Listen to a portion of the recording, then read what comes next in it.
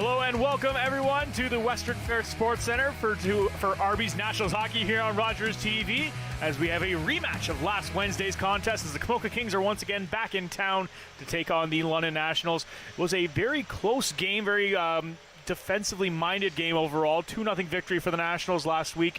Should we expect more of the same this week, Kyle? Yeah, as we come into the storyline of the game, it's going to be playoff intensity. As you mentioned, Kyle, a very defensive structured game last week between the two teams with all the block shots and trying to keep the play to the outside, not letting the teams get to the middle of the ice. That's exactly what I think we're going to see more of tonight here at the Western Fair Sports Center, and it's going to, again, be like a playoff matchup, a playoff game rather, between these two clubs, and it's going to be a dandy.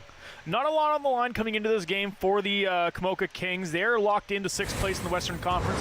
Nationals, on the other hand, still in a dead heat, trying to pick up that first place spot in the Western Conference. 5 points back of the Leamington Flyers, 1 game less played, still 4 games left, so they have a chance to get another 8 points and leapfrog them, but that game Friday night is going to be a big one when they take on the Flyers. That's exactly right. The makeup game with the Leamington Flyers on Friday. It's going to be played in St. Thomas at Memorial Arena, so it's quite a bit smaller of an ice surface, so it's going to be interesting to see how both teams adapt to that. But yes, it's going to be a huge week this week for the London Nationals if they want to secure that top spot in the Western Conference. But if they don't, it looks like they'll be playing the St. Thomas Stars in the first round if they do not get back to first place. So either way, going to be a pretty decent first round series, whether they play the Stars or the Rockets. Absolutely. And last one other battle there in the Western Conference, 4th and 5th between the St. Mary's Lincolns and LaSalle Vipers. Still up in the air who's going to have home ice. And that's the only other battle right now in the playoffs, as we are just in the final week of the regular season. The playoff starts next week.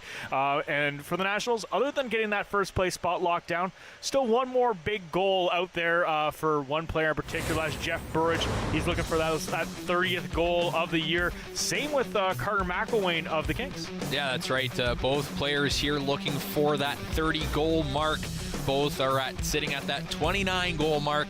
So both players are going to be hungry out there tonight to try and get the 30th goal, as it's a big milestone for any player playing junior hockey. So we'll see how they get, see what ice time they get. Obviously, they're both on their top lines respectively, so they're going to be out there a lot, and see if the other teams can maybe defensively shut them down and stop them from getting that 30 mark. Absolutely. Burge as well, still chasing Ethan Doyle of Caledonia for first place in the entire GOJHL in points. Just 1 point back of him, still with those few games left. So it's going to come down to the wire for the entire league-wide scoring race. Now, between the pipes for the Nationals, we have Aiden Berry back in net for the Nationals after spending a bit of time with London Knights. And as he comes back, Owen Flores heads back out after a monster week he had last week. That's right. He had a couple of games here with the Nationals, recording shutouts, and then also recorded a shutout for the London Knights. So Flores in his last 3 games, obviously a 3-0 record with 0 goals against average, a 1,000 save percentage, and he's faced 104 shots in those 3 games. So, you know, he's faced a lot of rubber. It wasn't like, oh, he only faced a couple of shots here, a couple of shots there. It was easy on him. No, it's pretty tough. Facing 104 shots in 3 games is a lot of rubber being thrown your way, and to be able to say, hey, I shut the door on all 104 of those, pretty solid job for Owen Flores. Absolutely, and it's always more impressive when you have that instead of like that 15-20 save shutout. Sure, you made all the saves, but it's not that volume as you just mentioned. Looking at tonight's goaltenders, is a same presence in between the pipes for the Komoka Kings, as Omar Hage is back in net. Had a fantastic outing last week, only allowing the 1 goal. And then between the night pipes for the Nationals, as we said, Aiden Berry still chasing his 7th shutout of the season, 6 coming into tonight, as he's looking to get back in those good books for the National. That's exactly right. As mentioned, he had some time up with the London Knights, so he's gotten that experience up there. Yes, he came away with a 10-4 loss and then a 3-2 overtime or 4-3 overtime loss to the Kitchener Rangers this past Saturday. So he's looking to kind of maybe regain that confidence down here with the Nationals and lead the charge into the playoffs for these London Nationals as they're looking to go for a long run into the Sutherland Cup. Still an 03 born for Flores as well, so he has that chance to still grow and has a couple more years more expected out of him. And with that, we're going to send it down to ice level for our opening ceremonies. Lewis. At defense, number 11, Chris Coulter. At forward, number 6, Carter McLean. At forward, number 19, Owen Lukings. At forward, number 22, Alex McLeod. And starting in goal for the Komoka Kings, number 1, Omar Hay. And now for your London Nationals. Starting on defense, number 6, Owen McGowan. On defense, number 7, Noah Arsenal. At forward, number 8, Riley Wood. At forward, number 13, Jacob Julian. And at forward, number 19, Jeff Burridge. And starting in goal, number 30, Aiden Berry.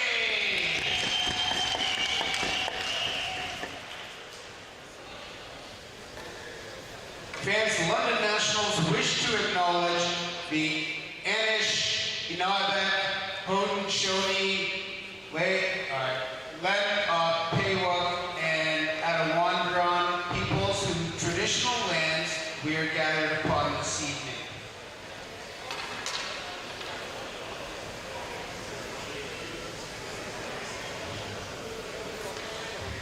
Now joining us on the red carpet for tonight's ceremonial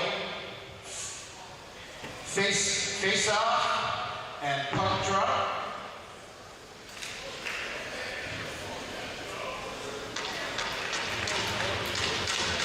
Phoenix from Collins Closure. Could I please have the 2 captains from the Komoka King and the London Nationals?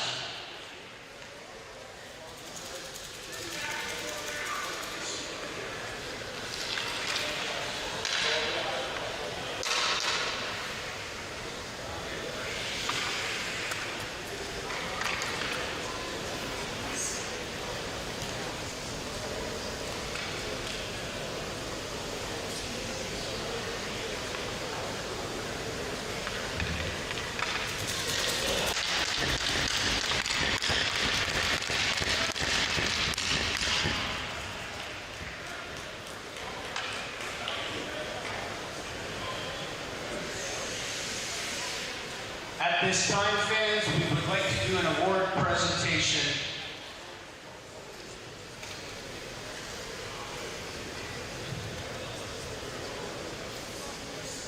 Presenting Players of the Month for March, number 19, Jeff Burridge.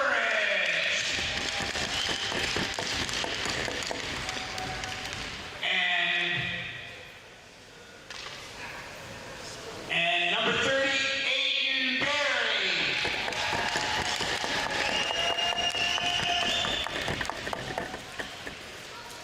We'd also like to acknowledge Tim Simmons, Director of Hockey Operations, and Tony Mandarelli, who's the General Manager of the London Nationals.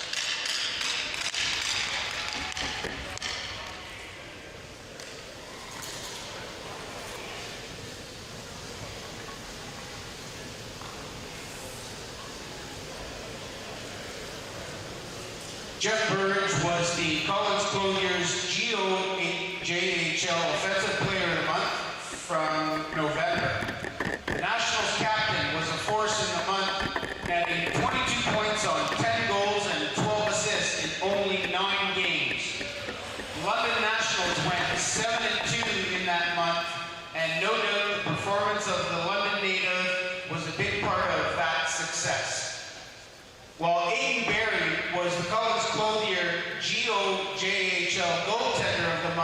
February, the London native backstopped his hometown team to a 6-1 record with a dazzling 1.14 goals against average and a .966 save percentage. Congratulations to both Jeff and Aiden on this award. They are being presented with the Collins Clothier gift card, the official clothier of the GOJHL.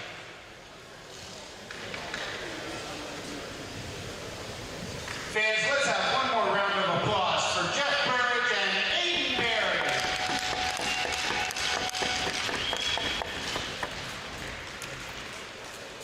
And now us fans, if you are able to please stand, remove your hats, and join in the singing of our national anthem.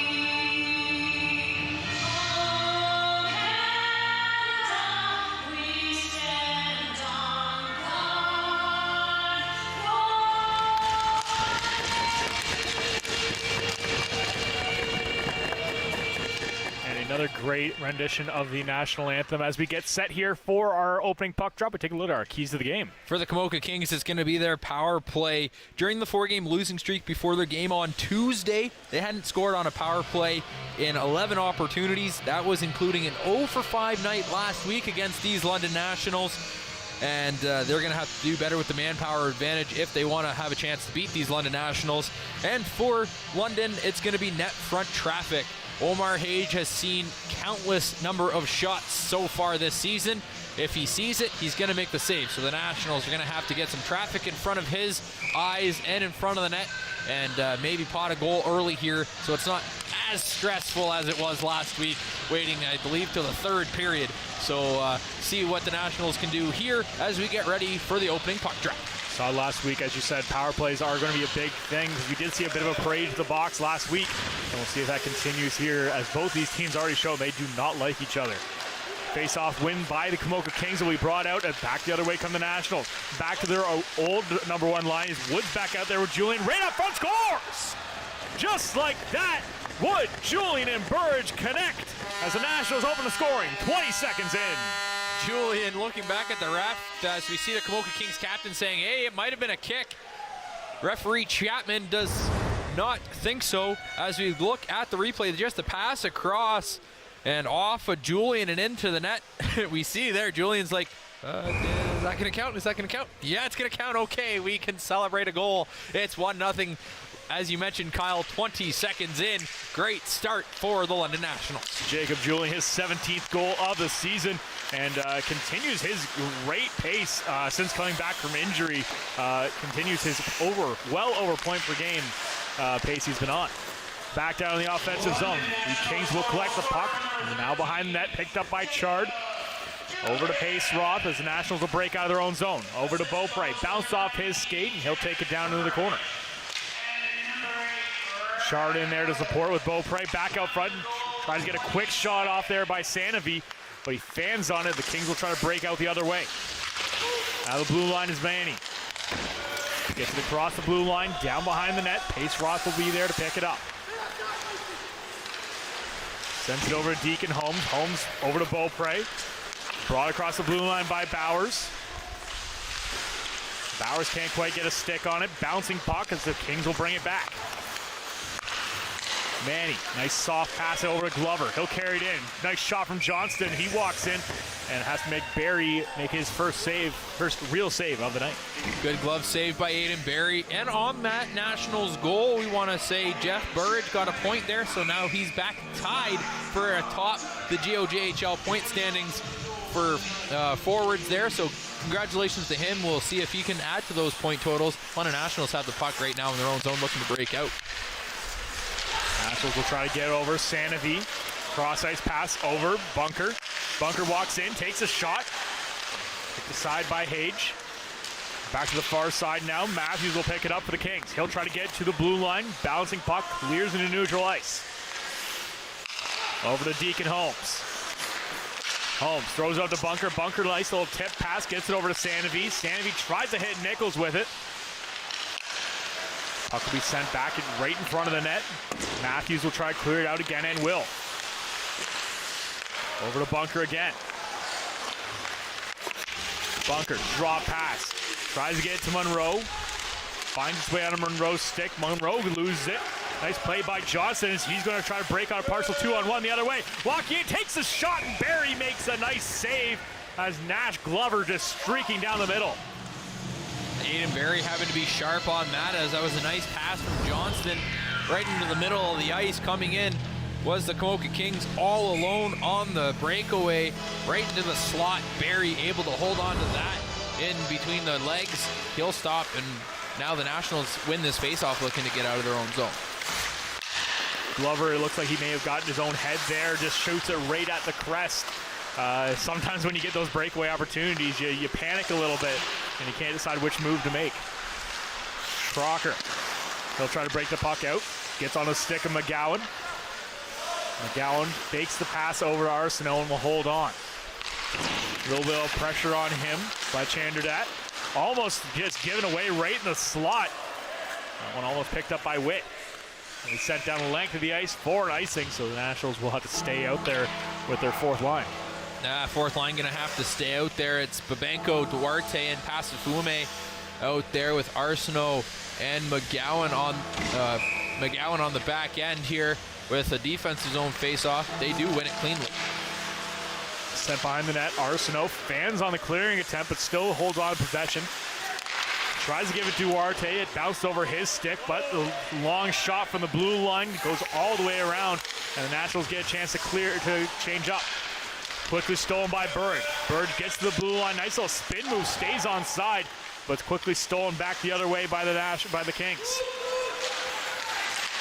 McElwain, nice still. He brings it in. Walks in the left wing side, tries to throw it out front. That goes off a leg. Loose puck out front, still loose. Barry reaches for it and will find it and hold on. Komoka Kings showing some urgency here after giving up the first goal of the game 20 seconds in. They've been able to get in and around Aiden Barry and force him to make some good saves. As you see McElwain try to center it, then it eventually gets centered in the feet there of Hagee, but Barry able to smother it and jump on it for a whistle. Long shot from the blue line goes all the way around. Lewis has to come out and play it. Wood will pick it up, tries to get it back to Julian, just bounces over his stick. Back the other way, McLeod. He'll try to lead back the other way, gives it over to Lewis. Lewis has a bit of space. We'll have to keep an eye on Lewis. He had a great job at getting under the skin of a few Nationals players in last week's game. Another shot right in the slot. McLeod tries to hit McElwain going right down in the slot, but gets blocked on the way. Barry comes out behind the net, plays the puck, rims it around over to Wood. Wood crosses the red line, throws it hard in the far corner. Chard's there to pick it up. Chard holds on, nice little move inside, avoids a couple defenders, tries to hit Wood just sitting in front of the slot, but Wood can't handle the pass. Back on neutral ice, Burridge will pick it up, and that'll go for a penalty coming here onto Lucas Chard for hooking. Yeah, Lucas Chard looking at the ref, making sure, yeah, you're going to call me, okay, I'll go to the box. 2 minutes for hooking on the play.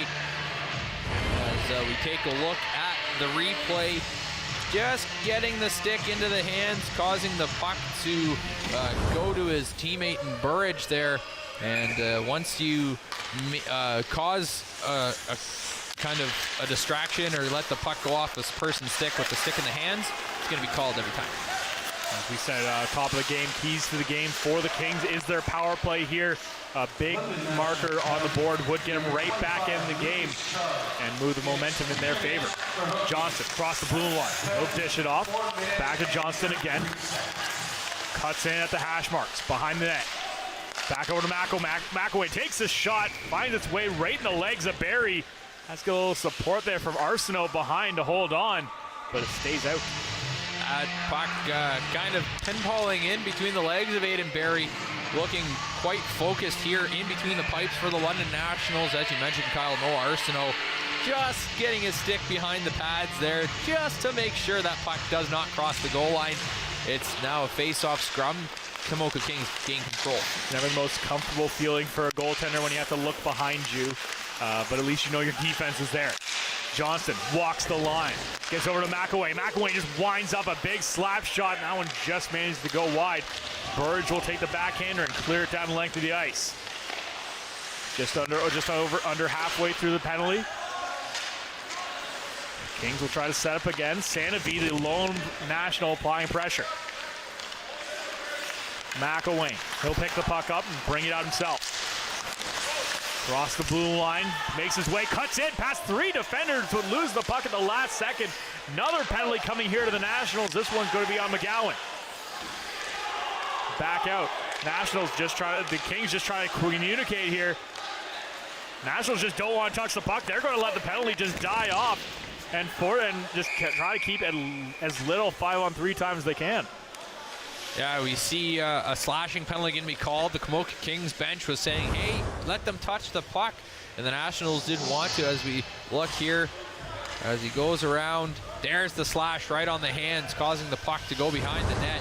Referee's arm goes up right away. And now it's going to be 5-on-3 for 34 seconds. An absolutely golden opportunity here for the Komoka Kings to get back into this game and potentially take a lead if they can make use of these manpower advantage. Absolutely. Smart play by Jeff Burge as well. Puck was just thrown right to him, and he just like, no, I'm not going to touch it. You guys don't want to play it. We don't want to play it either. And kills off an extra 15 seconds of that power play. So a little less 5-on-3 time here. McElwain at the blue line. Back over, Coulter. Down in the corner, Johnston. Back over to McElwain. McElwain walks in, fires. That one kicked aside by Barry. Coulter again. Cross-ice pass, one-timer opportunity, still loose puck. Trying to find it. It is underneath Barry as he managed to hold on. There's a player down right in the crease. But miraculously, that puck stays out. Some great defensive work by the Nationals to assure that. Aiden Barry, as always, the goaltender's got to be the best penalty killer there, and he does his best Dominic Hasek impersonation, flopping around the crease like a fish out of water, but whatever works to keep the puck out.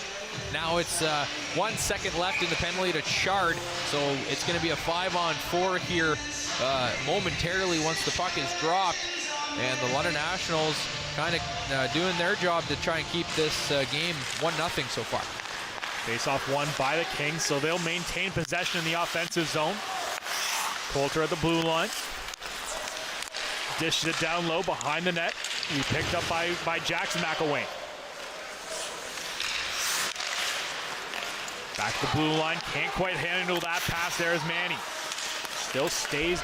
Now will clear the offensive zone. Nationals just going to let them go back. Chard, the lone player, playing offense. Over to Coulter.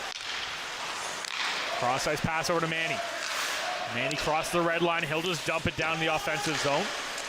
Nationals will try to quickly bank it off the boards, but that gets blocked the half wall.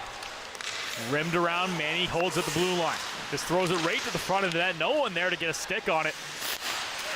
Back to Coulter on the other side.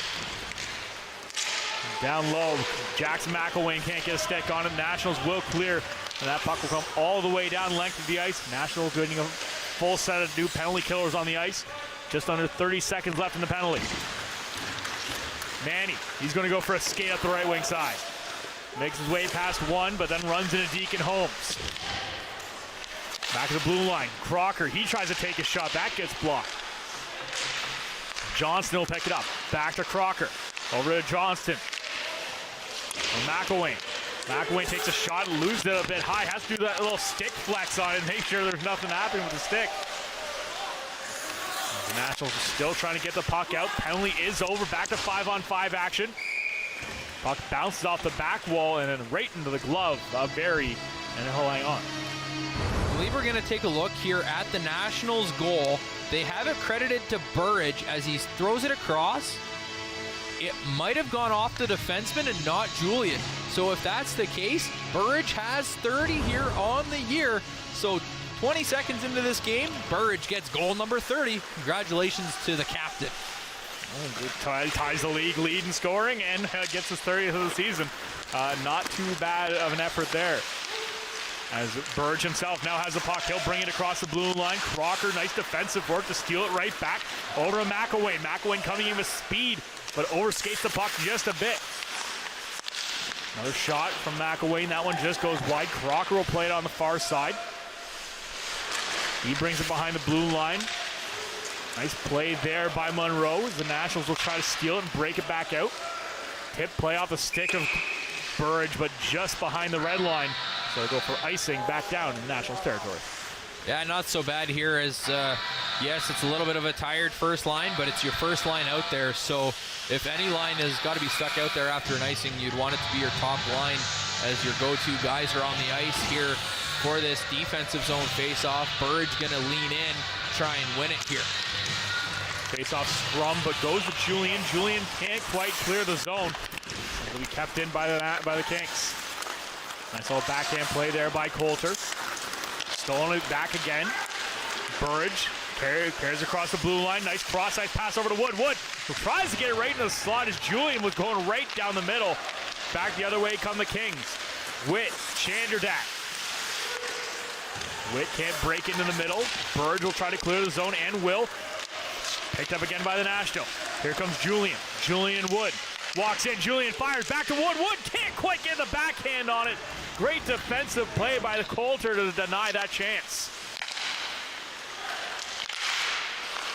Coulter again. He'll send that pass cross ice. Sent in by Johnson. Picked up now by the Nationals. Wood over to Sanofi. Sanofi takes that shot. That one just goes wide. Kept in by Heggie. Over to Nichols. Now Sanofi again. Sanofi works his way into the middle. Takes the shot. That one kicked aside there by Hage. Bunker applying some pressure.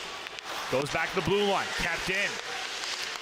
Another shot down by Pace Roth. That one just goes wide. Hagee takes another shot. That one put in by Nichols. Sanofi will collect it behind the net. Works his way out. Loses it within some feet. Gets to the blue line. Hagee can't quite hold the line as he'll go back and regroup. Over to Bunker. Bunker, nice little tip play. Will send that puck in onside as the Nationals defense goes for a change.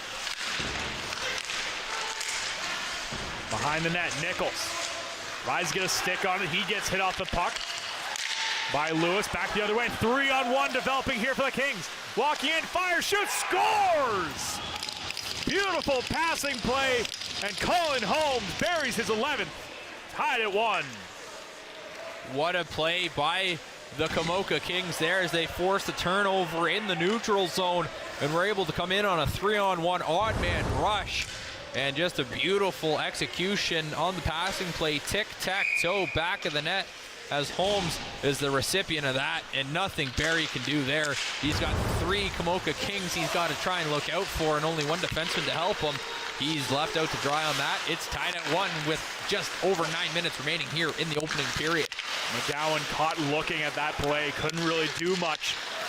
As here come the Nationals down across the blue line. Duarte, he walks in, tries to get a shot off. That gets tipped. Back the other way. Holmes gets hit by Holmes. They'll just walk in. Another save by Aiden Barry. A little bit of Holmes on Holmes action there. Always got to love it when we have can make an HGTV reference, Homes on Homes, but Aiden Barry making that save there. We got to look at Deacon Holmes for the London Nationals. He's always one to throw his weight around. And we haven't seen it in the last couple of weeks, him throwing that big, massive hit that we've used to see him throw all season. But that's something he'll have to do the last 4 games of the season and into the playoffs. We've seen him throw a couple hits so far tonight, so it looks like he might be getting back to his older tendencies, or maybe just not getting those opportunities in some of the other games. Back the other way, Owen Hay. I'll move that puck out. It goes all the way down length of the ice, and will get picked up for icing. Yeah, that puck just tipped on the opposite side of center. So the puck all the way down into Komoka zone for this face-off. We have 8:25 remaining in the first period. The game's tied at 1. The Komoka Kings have the shot advantage, 7-6. Here's Lucas Chard looking for this offensive zone face-off win. Puck picked up by Pace, Rock to the blue line, has to hold it, 2-on-1 now developing here. Once again, here come the Kings. Over to Johnson, nice defensive play, loose puck again, Barry, what a save! Denies McElwain. And the Nationals bring it in the offensive zone. Crocker almost gets pressured there, Beaubright almost gets a stick on it. Crocker will bring it out, or just gets by Pace Roth. Heggie, lone man back, gets on the puck. Still trying to move it up, that gets stopped. Kings will pick it up behind the net. Glover, he tries to move it out. That one just ends up on the back of the net. Bowers will pick it up in the corner. He'll just throw it high, and I'll catch the netting, and we'll have a face-off in National territory. Yeah, the Komoka Kings yet again another odd man rush for them, transpiring into 2-on-1 as they look for a pass across. It gets blocked, but right to a Komoka King. Aiden Barry, huge kick save to keep this game tied. Aiden Barry looking very comfortable between the pipes here for the London Nationals tonight. He's had to make some big saves already. 8 shots against so far, and the one goal he let up, he didn't really have much to do with that on a 3-on-1. Burridge, he walks in, takes that shot right into the leg of Hage, and he'll just have to hang on as I think he lost it underneath his bat. Yeah, Hage makes that nice save. And as always, here the first period brought to you by J&F Concrete and Ready Mix. And the London Nationals with the top line out here looking to generate some offense here as the Komoka Kings have turned the momentum here and made the ice a little lopsided in the last couple of minutes. Quick shot from the blue line by Arsenault. Now over to McGowan. McGowan takes a shot on. That gets tipped out front by Wood, but can't quite make it to the net. McLeod, he'll just cross the blue line, the red line, and just throw it right on net. Throws it behind the net, and McElwain's there. Tries to get a stick on it, and will. Almost stolen right back out front. Loose puck, but quickly gobbled up there by Julian. Julian up the wall to Burridge. Burridge will just throw it down in the corner. Arsenault throws it over to his defense partner in McGowan. Nice cross-ice pass just out of reach of Burridge. He gets a stick on it, but not enough. Julian collects it in neutral zone. Gets it back over to Holmes. Holmes up to Burridge, just out of reach of Burridge again. Not so that Nationals not making that many crisp passes here.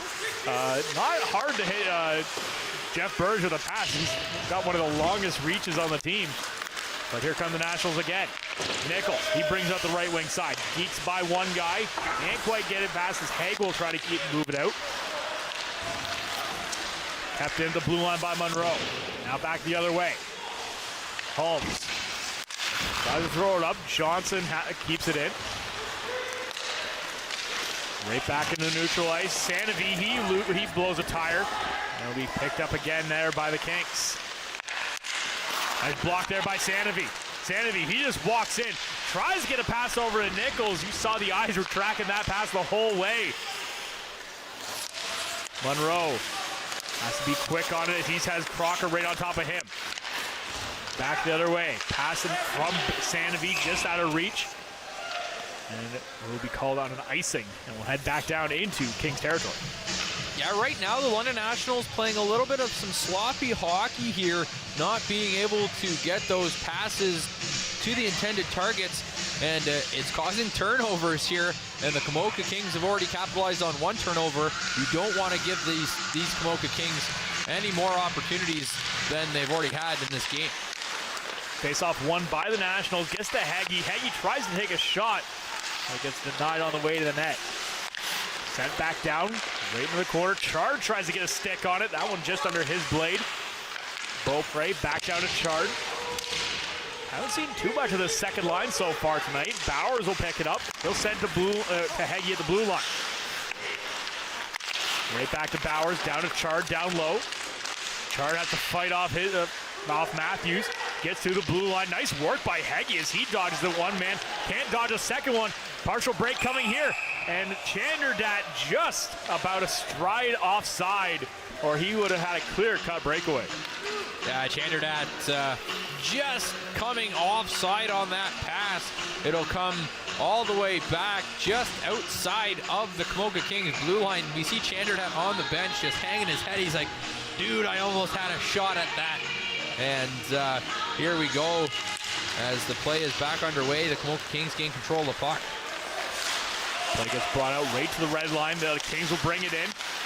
Can't quite get a shot off as the loose puck brought down in the corner. Arsenault throws over to McGowan. McGowan back into the slot to Chard. Chard out there with Burridge and Beaupre now. Chard, he walks in. Lucas Chard takes a shot. Loose puck. Beaupre can't get a stick on it. Back the other way. Holmes. Cross ice over to Johnson. Back to Holmes again.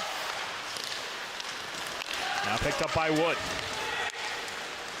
Wood will bring it out across the blue line. He gets body off the puck, but picked up by Julian. Penalty coming here to the Kings. Back into the slot. Burridge over to Arsenault. Arsenault tries to walk in, tries to get a shot off, but he can't quite get it in front for the scoring opportunity. And we'll see the first power play opportunity for the Nationals here as the Kings head into the box. Ethan Matthews. Matthews, I believe, is going to go 2 for hooking on the play as we get a National trying to go through the slot.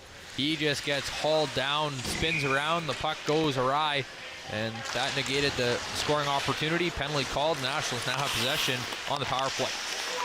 Monroe, Nationals having to start out with a second power play unit out there as the majority of the first was just on the ice. Pace for off, no hold on to the puck. Sends it down low.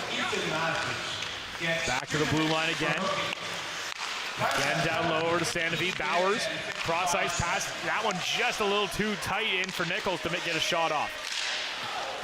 Loose puck coming the other way. Here come the Kings. Breakaway opportunity for McLeod. He walks in, takes the shot. Barry has to make the save as Monroe makes the mistake at the blue line and almost had to pay for it.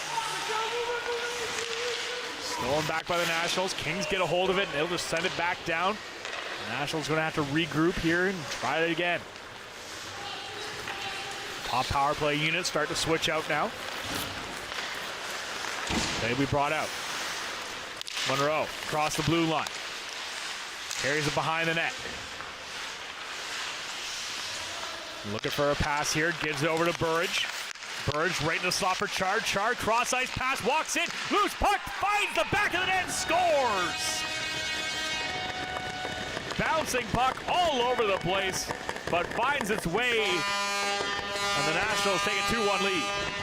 On the power play, making use of the man advantage are the London Nationals as Nichols, I believe, will get credit for that goal. We see Burridge give that pass back to Chard, and then the puck just keeps bouncing around and around.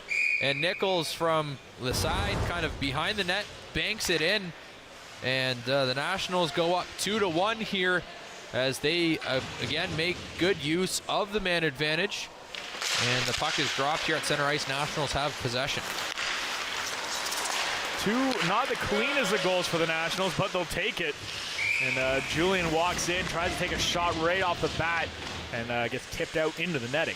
Yeah, you mentioned, Kyle, that the Nationals haven't scored the prettiest of goals in this game, but it doesn't matter. The storyline of the game is playoff intensity.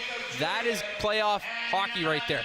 Get to the greasy areas in front of the net and just have the puck bounce off something and go in. That's how you're going to win playoff hockey games. Absolutely. Playoff-style goals. You're not going to get those beautiful golden opportunities every game. If you can be down dirty and get in those gritty areas, hey, you're going to score a lot of goals in the playoffs. Back around, Arsenault. Carried off the wall. Banks it off. Burge. Nice little tip play. Jits it to Wood. Wood has to fight off Manny to get a hold of it. And Will. Wood gets back down to Burge. Burge tries to get it over to Julian. Burge takes another shot. That gets blocked. Julian again takes another shot. What a save there again by Hage. And that one stays out. I don't know how he made the save on that one. That was a fantastic work between the pipes.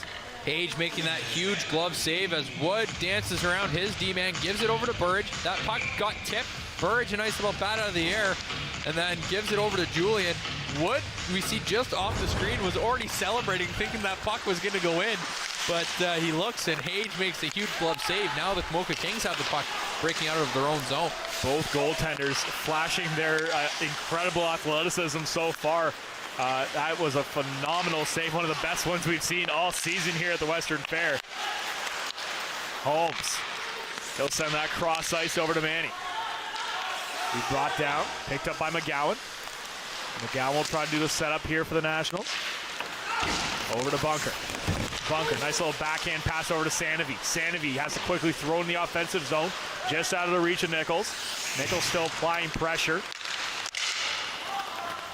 Puck gets tipped back into neutral ice. Holmes getting pressured by Holmes. Deacon Holmes brings it over to Sanovi. Nice little move. Gets around Crocker, but can't beat Coulter. Back the other way. Right across the blue line. Matthews, he walks in. Can't quite get around Monroe. Back behind the net again. The blue line. Walks in. Takes another shot. The Kings getting all kinds of chances. Can't bury anything. Puck will finally get to the blue line, but Coulter keeps it in. Over to Lewis. Lewis takes a shot. That one blocked by Bowers. Kept in again by the Kings. Over to Bunker. Bunker over to Chard. Chard tries a nice little cross-ice pass. Can't quite get over to Bowers. Back the other way come the Kings. Stolen by Bowers. Behind the net to Monroe. Over to McGowan. McGowan will walk in. Moves the puck behind the net. The play resumes here. The Komoka Kings gain possession. Arsenal trying to get to the blue line. That puck's tipped out. It's now in the neutral zone. Chard has it now. The Nationals have the puck in the neutral zone. Picked up again by Arsenal. Arsenal will just flip it into the offensive zone, and that will do it for the first period. Nationals with a couple odd ones, but will go into the first intermission, leading the Kings 2-1 here on Arby's Nationals Hockey on Rogers TV.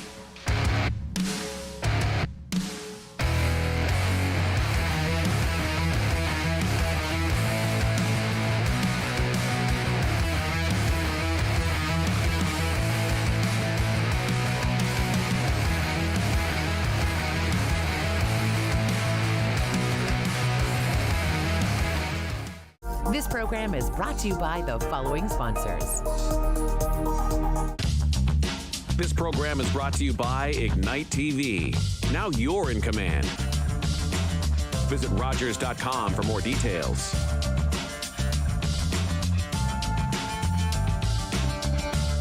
Calling all journalism students. Omni Television is once again awarding scholarships to qualified students pursuing a career in third language journalism. Canada is a multicultural country, and I know that there are a lot of people like me out there. We need a support to do our job in our native language. Omni is home to a variety of locally produced current affairs programs and daily national newscasts, broadcast in 6 languages. To learn more about Omni scholarships, visit omnitv.ca/scholarships. Think it's okay to drive high? Think again. Drug-impaired driving is as illegal as drunk driving, and in Ontario, the penalties are the same. If police suspect you're driving under the influence of drugs of any kind, or a combination of drugs and alcohol, and you fail a roadside test, your license will be suspended immediately for up to 30 days. You'll pay a penalty of $198. And you can be charged with a criminal offense of impaired driving, the same as alcohol. Driving high is never okay. You're watching Rogers TV, London.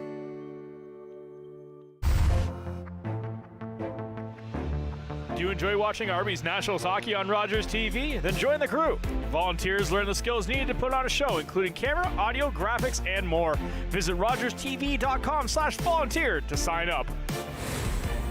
Now, Coach Dave Mastos played 10 seasons of pro hockey across North America and Europe from 1997 to 2006, then found himself coaching in England, and that brought him to the OHL as a coach in 2010. Yeah, well, I started out in Windsor, actually. And yeah, like I knew, obviously, Bob Ugner, my brother-in-law. I knew Warren Reichel for years, DJ Smith. Like, it was just like, it was such an easy transition for me, and I was so grateful that they wanted me to come on board. All of us are looking to progress. We just always want to get better and better and just keep moving up the ladder. So I ended up leaving Windsor, which was a hard thing for me, actually, because, you know, I was walking away from a scenario where I got an opportunity. Sudbury offered me a higher position, ended up being the head coach with the Wolves, and so it worked out well. But you know, that's the nature of coaching. You know, if you want to strive for excellence, you got to strive higher and higher, and so that's kind of how it transpired. And then with the Hamilton thing, I always say coaches have an expiry date, no matter where you are. We know this. And my time had expired in Sudbury, and I got a call from Hamilton, and you know, I went in that 1 year, ended up being the associate coach. We ended up winning the championship, so it worked out unbelievably, and took over his head after that. You just got to bank every experience, and you can't let the moments pass you. Like, that's the thing. You know, I'm a video nerd. Like, I just sit in video all day. You know, I sit and I document every moment of the peaks and the valleys that we go through, and how did we manage that athlete? How do we, you know, correct our power play when it's broken? How did we correct our penalty kill when it was broken? And so you always just sort of go through that. I take the time to do it. It might be a bit of overkill, but I can always just go back and reference it. But I coach these guys like I would in the OHL every day.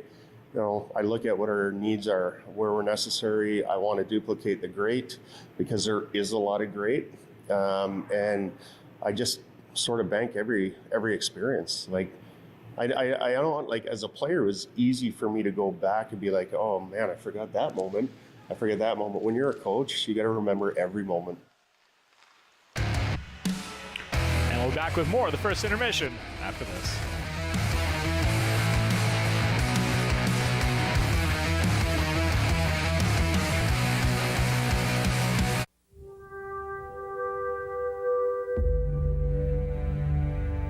Behold Emily Carr, painter, about to encounter the force that will consume her life. How tightly they sealed their secrets from me, humble and pleading before the great trees, awaiting the invitation from the Spirit to come meet me halfway. Nothing is still now, everything is alive. At last, I knew I must see through the eye of the totem itself, the mythic eye of the forest.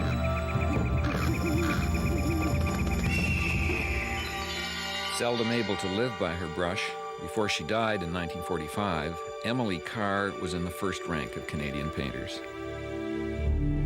This is my country. What I want to express is here, and I love it. Amen. At St. John Ambulance, we're all about community. We teach life-saving skills and provide community support through our volunteer services. All St. John Ambulance product sales and training registrations support these important services. Volunteer, donate, or enroll in a program today so we can continue to have an impact on our community. Visit sja.ca to learn more. At St. John Ambulance, we do more than save lives, we change lives. Watch, play, and win every Monday night at 8 p.m. with Optimus TV Bingo on Rogers TV. Cards are available at multiple London locations and are good for all 3 games. Weekly jackpots total $3,000. Back here at the Western Fair Sports Center, 2-1 is your score after 20 minutes of play in favor of the London Nationals. A few weird goals that we saw there tonight. Both teams getting their offense in, but some great goaltending.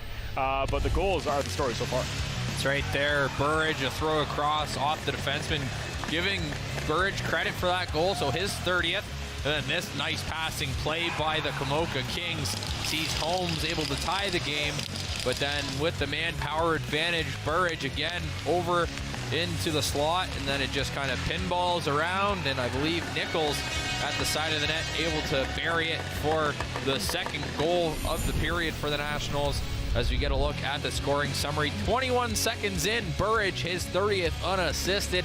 Then Holmes ties it up at 10:44 from Zuckerman and Jansu.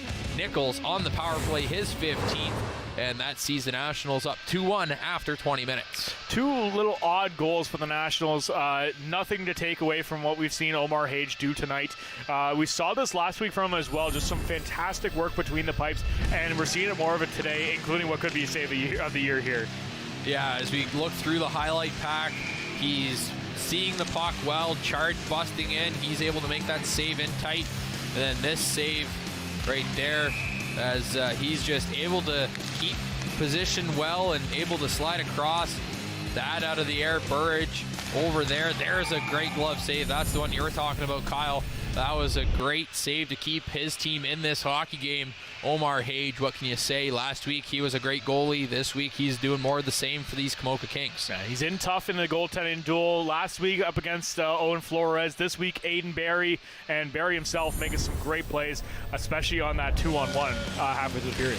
Yeah, this breakaway there early on, he's able to track that puck right into the chest, able to scramble around, find the pucks when need be in the blue paint and keep them out. This one just absolutely sprawling around. This 2-on-1, as you mentioned, Kyle, nice kick save there. And yeah, just positionally sound as Aiden Barry in between the pipes. And not to knock him, he hasn't had much OHL experience. In the 2 games he's been up with the London Knights, he's just looked a little less confident up in the OHL, but here, man, he's unbelievable for the London Nationals in between the pipes, being rock solid and giving the Nationals every opportunity to win a hockey game. Absolutely. Came into the season as the Nationals backup and has been phenomenal the rest of the way. We'll be back with more of the second period after this.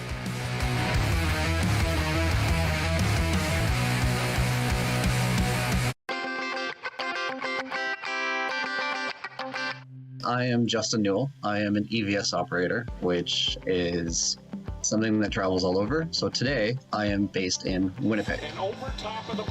I used Rogers and my volunteering time there as a means of gaining experience. I found while I was there that I also gained some great friends and also some business connections to be able to further my career. Rogers was fun because I was able to do a variety of different positions technically. I've always tried to be a technician in many different sorts. So from being an audio mixer to a switcher, a replay professional, to a camera person. It gave me a safe place and an encouraging place to be able to try different things, to be able to just, as Miss Bristol says, get messy.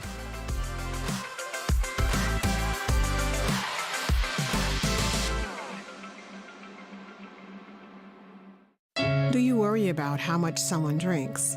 Do you feel angry or depressed most of the time?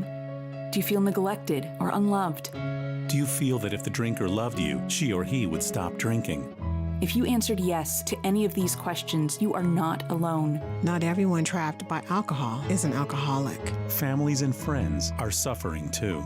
Al-Anon and Alateen can help. Call 1-866-200-0223 or visit alanon.org/help. On this week's episode of London Lights, Dan chats with singer-songwriter M. Greiner. They talk about her solo career, sing with David Bowie, and her new book. Tune in Thursdays at 8:30 p.m. Taking a look at our Paul Duarte and Associates shots on goal. After 20 minutes of play, the Nationals lead the Kings 12-11 on the shot clock there, and 2-1 is your score. And then looking forward to the first game of the playoffs. It's the Nationals will be playing. That's all we know right now. Do not know a team. Do not know a day. Do not know a time. We can most likely assume it's going to be next Wednesday here at the Western Fair Sports Center, and it most likely will be taking place against one of two teams. It's either going to be the St. Thomas Stars or the Strathroy Rockets. Yeah, we get ready here for the second period. The Nationals with 4 games this week looking to overtake first place in the Western Conference as they are behind the Leamington Flyers by 5 points. But LaSalle is doing them a favor tonight. After the first period, LaSalle leading the Flyers 4-1.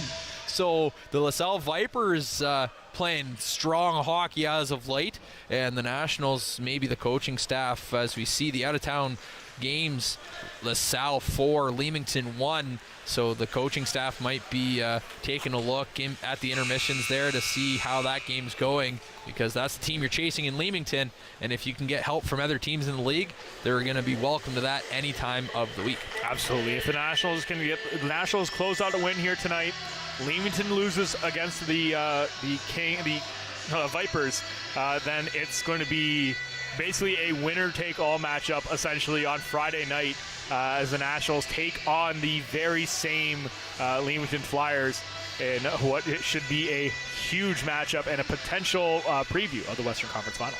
Yeah, it's Friday night gonna be a battle for first in the Western Conference. We get ready here for puck drop of the second period. It's underway. The Komoka Kings have possession.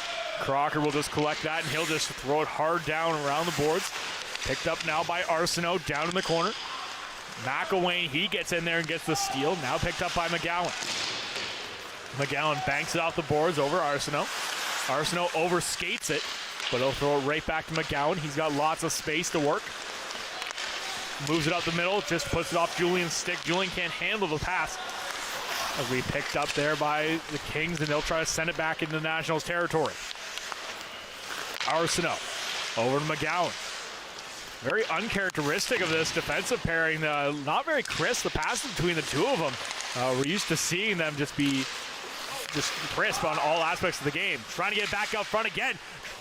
Nice play there by Burridge out to Julian, but he can't quite get the shot clean in tight. Burridge again, collects the puck. Back to the blue line. Over to Arsenault, just keeps it in. Now set back. Here comes McElwain. He's also looking for his 30th of the season. Carter McElwain walks it, fires it, scores! Carter McElwain ties it again at 2 and gets his 30th of the season. Both players we talked about off the top of the show getting their 30th goals of the season. Carter McElwain, just an absolute rocket as he comes across the slot, goes back across his body, beats Aiden Berry high, glove side, posted in. The Komoka Kings have some pretty goals, and the London Nationals not so pretty, but nonetheless it's still tied at 2, and it's here early in the second period. At the end of the day, they're not going to ask how they went in. They just want to know how many went in. Nationals win that faceoff clean all the way back down to Hage, and he has to hold on as Chard applies a bit of pressure. So we'll have a faceoff in Kings territory to the right-hand side of Omar Hage. Yeah, that was a quick off the draw at center ice. Chard able to get that puck deep. Hage holds on. Komoka Kings gain possession off this faceoff, looking to break out. Jansu wins that one, gets it back, tries to clear it back into the Nationals territory. Barrows will pick it up, gets it over. Here comes Beaupre. Beaupre tries a little drop pass, a little too overzealous with it, puts a little too much on it and overskates. The puck is there by Chard. Here comes Zuckerman. Zuckerman walks in. He takes a shot. That one just goes wide. He had Holmes going right to the middle. Another shot from the blue line. That one tipped wide again by Holmes. Lewis will just go over. He'll pick that one up. Fights off Bowers, but Beaupre gets a hold of it, sends it back right to the blue line of the Kings. Over to Zuckerman. Zuckerman tries to get it back. Nice defensive play by Pace Roth. Picked up by Bowers. Bowers cross-ice pass picked off by Lewis. Lewis carries it in. He walks in, fires that one. Barry has to make the blocker save. Bowers behind the net. Stolen there by Holmes. Now Chard. Lucas Chard. He'll send it behind the net to Hagee. Hagee up the wall over to Beaupre. Beaupre's pass intended for Bowers. Gets picked off, but the Kings can't do anything with it. Here comes Pace Roth. He just walks in, crosses the red line, just dumps it into the far corner as the Nationals go for the wholesale change.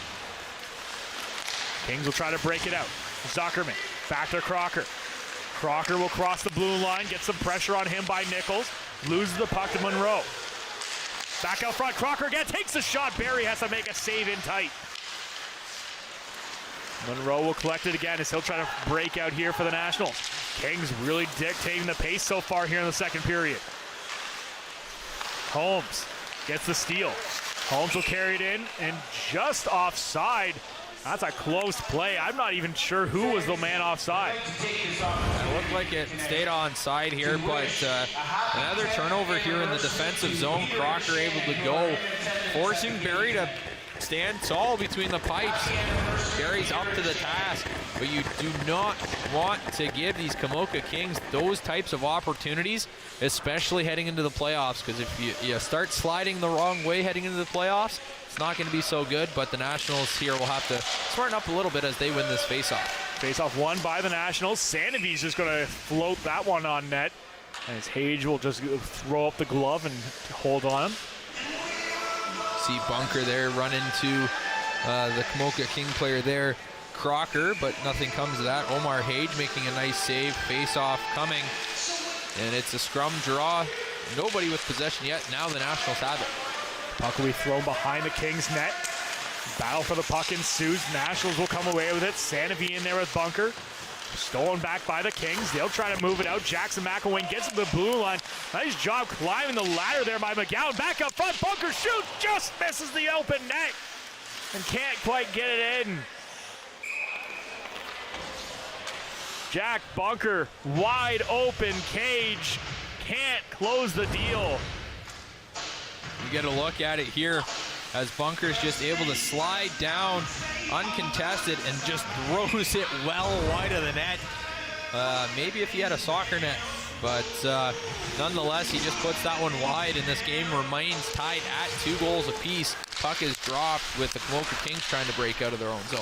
Face-off one picked up by the Nationals again. Nationals top line out there once again, brought across the blue line by Chanderdat. Thrown in front of the net. That one gets tipped. Now over to Julian. Julian over to Arsenault. Arsenault gets hit off the puck by Chanderdat. Picked up by Wood. Now Arsenault. Arsenault tries a long pass. Gets on the stick of Julian. Julian tips it. Puts a little too much juice on that tip, and it flies all the way into the netting. So we'll have a face-off in neutral territory. As both teams looking to make some changes, it's going to come just outside of the blue line of the London Nationals.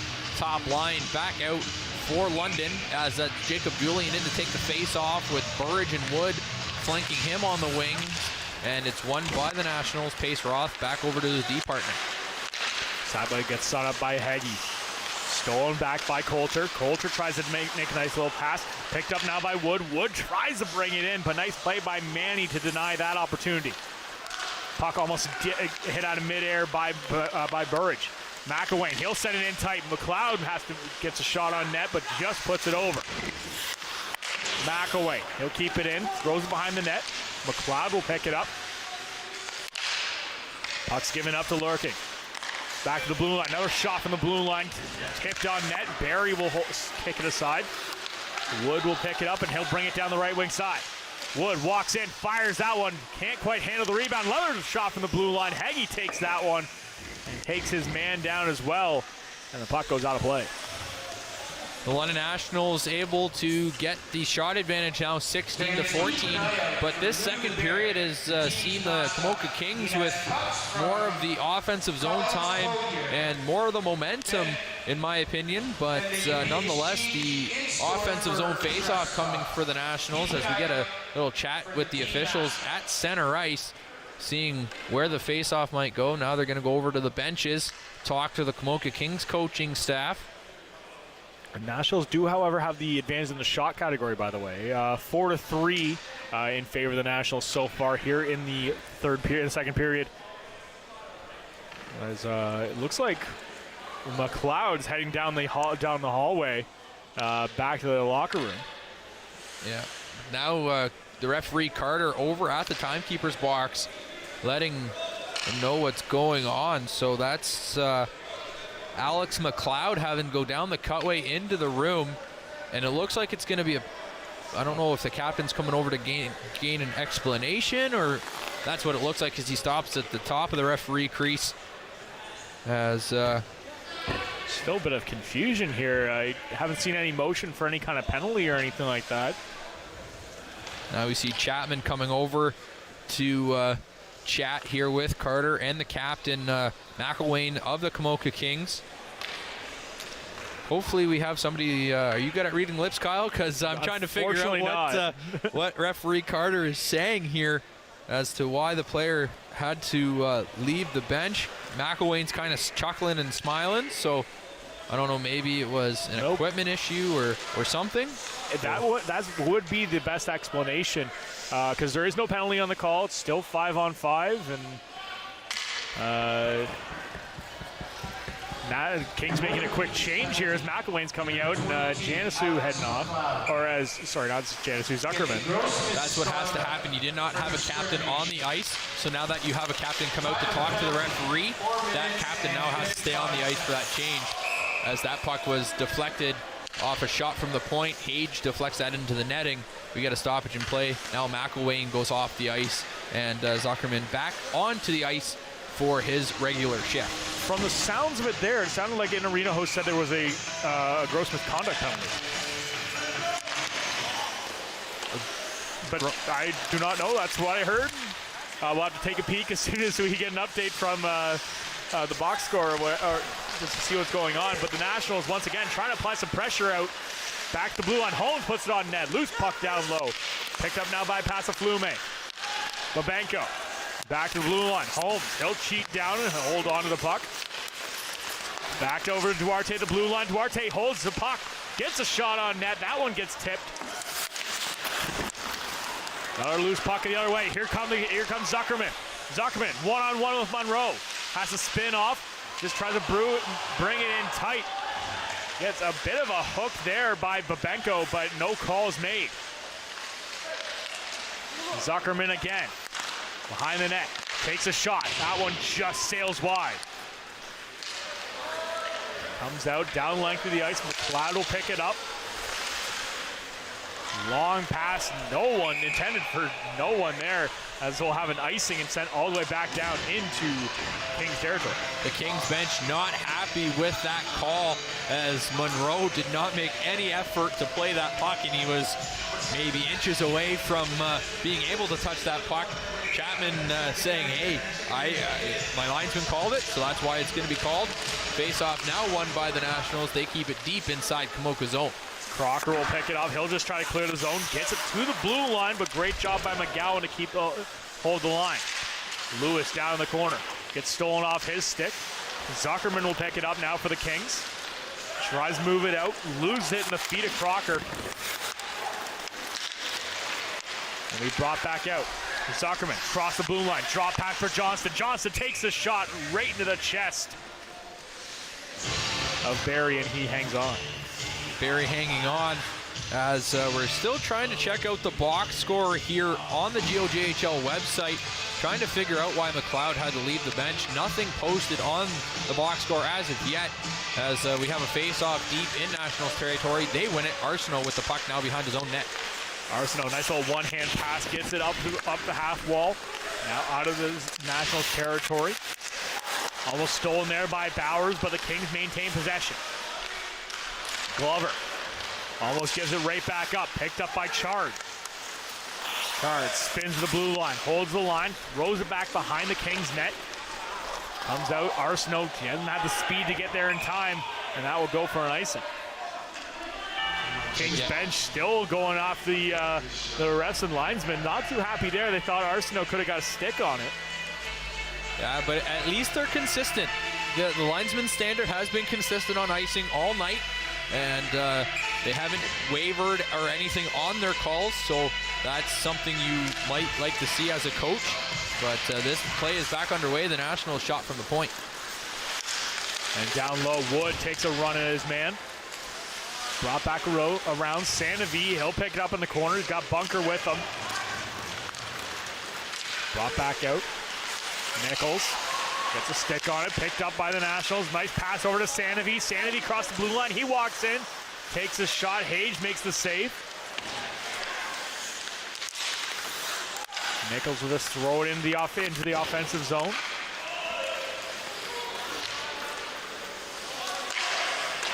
Puck gets sent around the boards. Sanavie can't get there in time. Nichols will find on the far side. He'll just bring it into the slot. Gives over to Pace. Roth tries to get it back over to Heggie now. Heggie takes it in. 5 Nationals are below the hash marks. They almost got burned for it. Is Jackson McElwain just sitting at his own blue line waiting for a puck. Chanderdak into McElwain. McElwain, nice backhand. Barry makes the save. And a penalty coming here down to Nichols. McElwain behind the net. Picked up by Chanderdak. Back to the blue line. Matthews. He takes a shot. That goes off a skate. Nationals will tag up finally. And we'll have another penalty coming to the Nationals. Kings 0 for 2 so far. They need a goal here to break this deadlock. Yeah, we see Nichols going to the box. As that was a nice save by Barry. Sticking to the feet there. Taking down the Komoka King offensive player. Negating him of an offensive chance. Face off coming deep inside Nationals territory. Nationals so far perfect on the penalty kill, killing off both penalties in the first period. McGowan, he flips that puck out almost right to Burridge. Crocker's got to be quick, and he will be. Nice little back pass over to Carter McElwain. McElwain already a goal in this game. Gets over to Johnston. Johnston crossed the blue line. Rims it around the boards with Zuckerman. Zuckerman gets hit by Burge, kept in at the blue line by Crocker, down low to Holmes. Holmes gets denied. Nice hard work there by Arsenault. Arsenault tries to clear, ends up hitting the linesman right at center ice. And the Kings will pick it up again. Crocker, he blows a tire. Another blown tire out front. Penalty coming here to the Kings this time. Lucas Chard, fantastic individual effort down in the corner, draws the penalty on what could have been a amazing play out front. As Crocker going down, Chard getting the feet swept out from underneath him. As the ref's arm goes up, that's going to be 2 for tripping. Now that negates the man advantage here, as we'll have some 4-on-4 action for a minute 18, and then an abbreviated man advantage for the London Nationals. They are 1 for 1 so far in this hockey game. And here comes Jacob Julian in to take this face-off. Not always it's not great to ever take a penalty, but that one, I 100% do not blame Crocker for taking that one, because if Chard stays on his feet, that's a 2-on-0 with Chard and Burridge, two of the most dangerous scorers on the Nationals. So not a bad time to take a penalty there. Yeah, it's in your defensive zone, and you're going to negate a scoring opportunity, like you said, Kyle, from two of the top scorers on the London Nationals. It's an okay penalty to take in that situation. Absolutely. Brought down low again. Bit of 4-on-4 here for 48 seconds. Monroe will pick it up. He'll just go for a bit of a skate. He's got one man right on top of him in Jansu. Cross-ice pass over to Wood. Wood brings it in. Back to the blue line. Monroe holds on, fakes the pass, still hanging on to it. Trying to find that outlet. Gets over to Wood. Wood just over, he can't get out of his reach. He'll collect it now behind the net. He gets pushed off the puck, but still manages to maintain control. Tries to get the puck over to Julian. Still getting knocked down, but still maintaining control. The Kings throwing all kind of pressure, but can't quite get it out. Monroe, cross-ice pass over to Haggy. Haggy takes the shot. That one gets tipped on its way to the net, finds its way behind. Back down low again, still picked up. Julian tries to hit Nichols in the slot. Haggy, down to Wood. Wood waiting, trying to get the Nationals, get their change out there. Oh, a bit of an errant pass there, as Wood tried to give it up to Haggy, but Haggy was trying to get off the ice to get Burridge on there. Burridge tries to come in the offensive zone, catches a stick up high, and the Nationals go from being down a man to a 5-on-3 for 17 seconds. Yeah, slashing penalty going to be called there, as we see Burridge getting into the mix. That's with Manny there. And as you mentioned, Kyle, now the Nationals have a golden opportunity to spread this game wide open, as they have 17 seconds of 5-on-3. And then they go to a 5-on-4 after that, as we get the ever-potent top power play unit out for the London Nationals. This puck's dropped. It's won by the Nationals. Back to the point. McGowan has it. McGowan Over to Burge. Burge tees that one up. That one just fires wide. McGowan holds the blue line, now gets stolen back. Bit of a foot race here. McElwain in there with Burge and McGowan. Nice pass cross ice by Burge. Nationals trying to get it down low again. Loose puck out front. Wood tries to tee it up, but just puts it over the net. Julian back to the blue line. McGowan over to Burge. Back to McGowan. McGowan takes that shot. That one blocker to side. Picked up again. Another shot. That one goes wide. Burge can't get the reach in there to keep it in the zone. McGowan will pick it up. Just over a minute left here on the power play. 8 minutes left here in the second. 2-2 is your score. Backhanded behind the net. Shard's there to pick it up. Shard loses control. Crocker will get it up the blue line. Up the boards. Stolen back by the Nationals. Over to McGowan.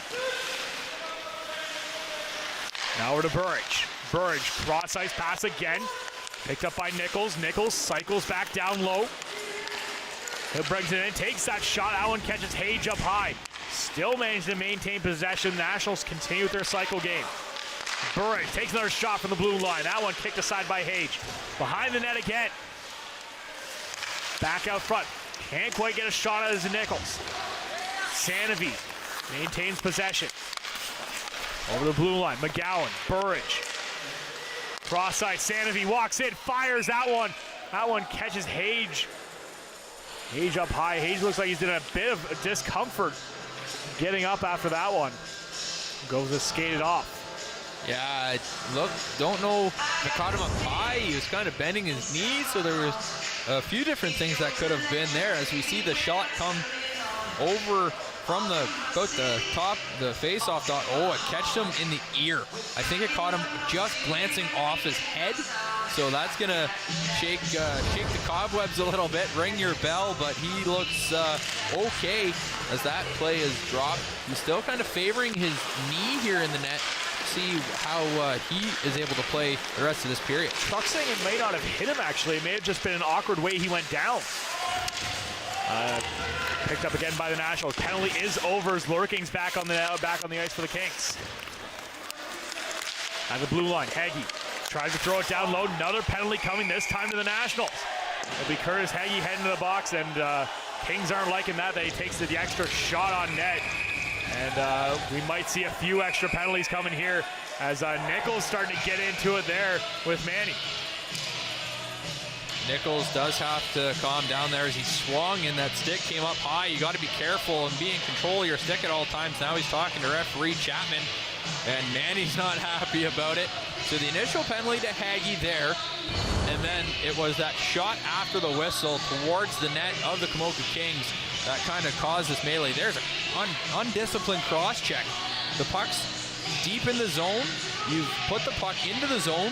There's no need to cross-check the guy there, and then especially that shot into the zone causing that to come. And it looks like the backup goalie is getting ready, and the coach is talking to him. They're going to keep Hage in the net right now. Yeah, he's working that knee, so he might finish out this period potentially, and we'll have to wait and see what happens in the third period. And we can see the backup goalie Emsil just doing some stretching just in the tunnel there, being prepared as it looks like the Kings goaltending situation a little up in the air right now as the Nationals will try to break out of their own zone. Burge, backhand pass, throws it over to Chard, but Chard can't get a hold of it. Picked up now by the Kings. They'll bring in the offensive zone. Great work there by Zuckerman. Now he's sent back down again. That one just goes out of play. We tipped by a high stick. So we'll have a face-off, I believe, in neutral ice. It'll come into the neutral ice territory just outside of the blue line. Burge is trying to say, hey, maybe it should be at center ice, but to no avail as this face-off comes outside of the Nationals' blue line with 6:17 remaining in the second period. A minute 23 in the man advantage for these Komoka Kings. Crocker will hold on to it for the Kings, and he'll try to break it over. Drop pass for McElwain. McElwain moves his way through a couple Nationals, gets it into the offensive zone as he tries to help set up the cycle for the Kings. Over to Zuckerman. Zuckerman up to Johnston.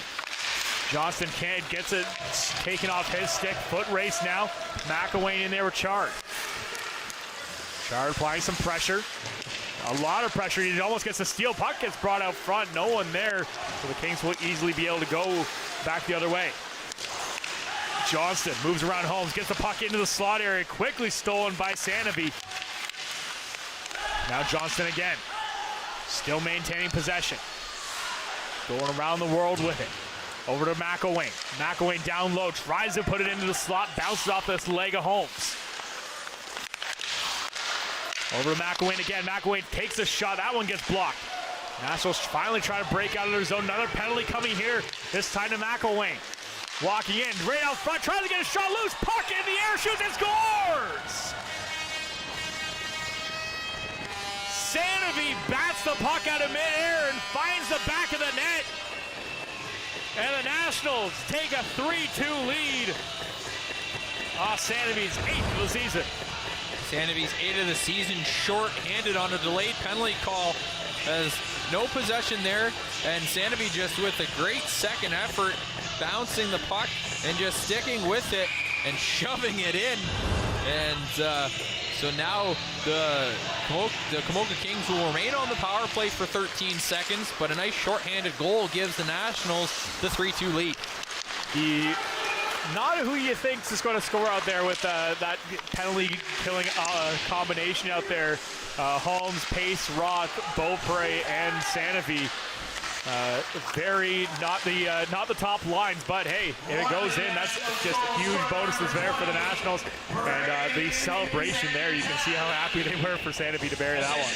Yeah, it's the depth scoring that the Nationals will need heading into the playoffs for them to have a long playoff run, as we see Noah Arsenault taking his spot with McGowan in the top line out there for the London Nationals, taking this offensive zone draw, looking to win it and maybe widen this lead. Julian over to Arsenault. Arsenault fires that one on net. Burridge finds it, tries to do a bit of a sneaky shot in tight, but just goes wide. Burridge again, another shot. Hayes makes the save. Puck gets flipped out. Arsenault bats it out of midair. Gets into the offensive zone. Hage comes out to play it. Quickly gets batted down right at the blue line. Great hand-eye coordination there by Wood. Cross-ice pass over to Burridge. Back to Wood. Wood tries to go between the legs, but it's lost between another player's legs.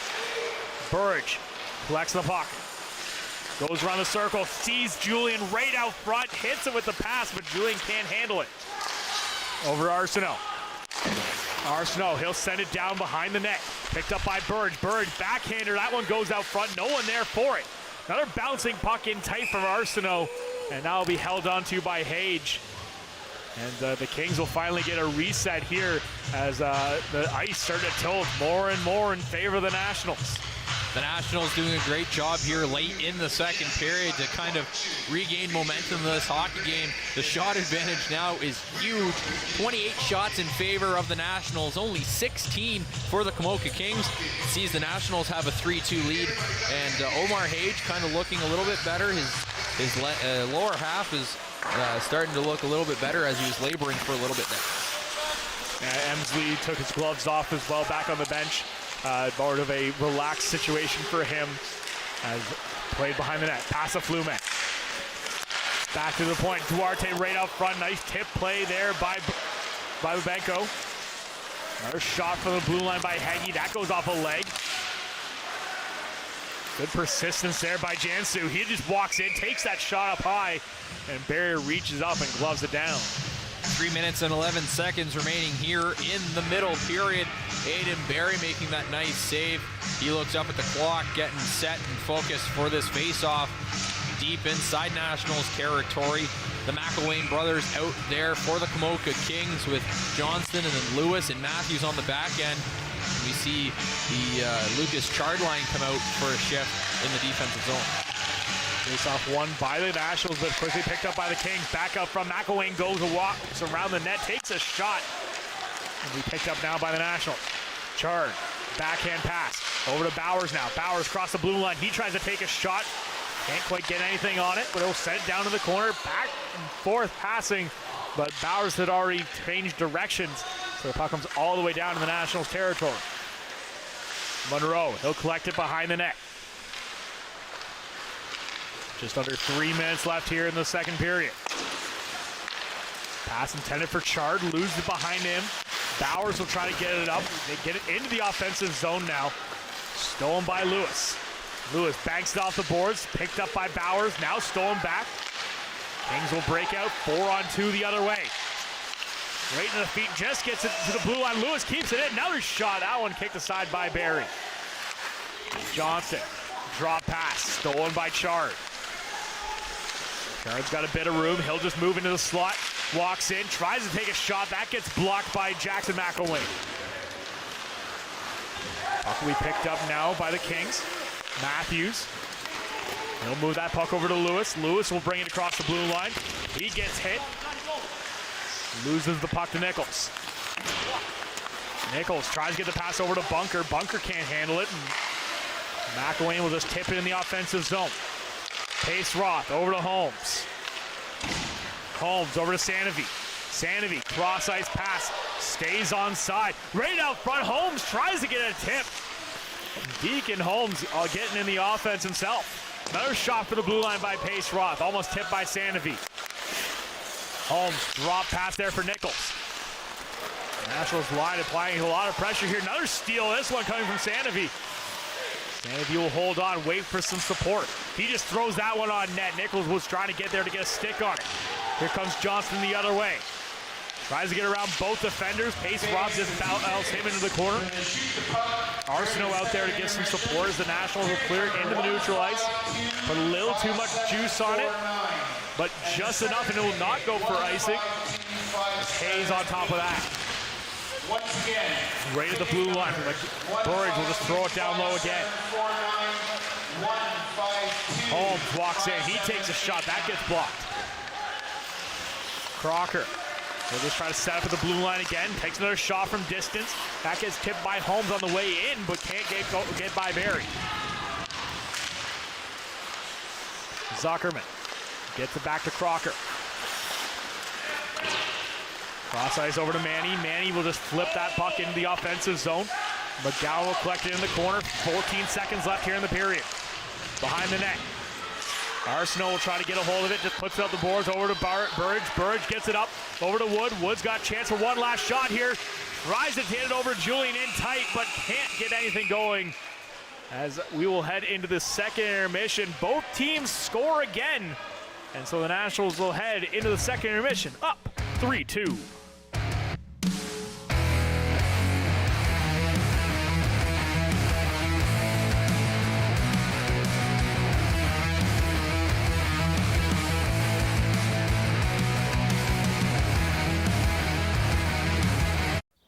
You know the story. When the RCAF said Mach 2 fighter, 2-place 1,000-mile range, the British said it was impossible. The Yanks tried twice and failed. They said, you're dreaming. We said, fine, we'll build it right here in Toronto. And now you guys, my guys, are saying that it can't be done, that they were right? Now that's the rocket that we used to get the model up to speed, and then the onboard sensors tell us that...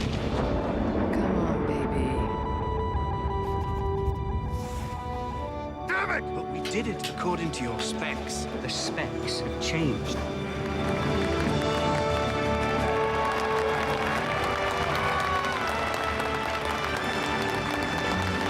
We did it. Arrow 201. You're cleared for takeoff.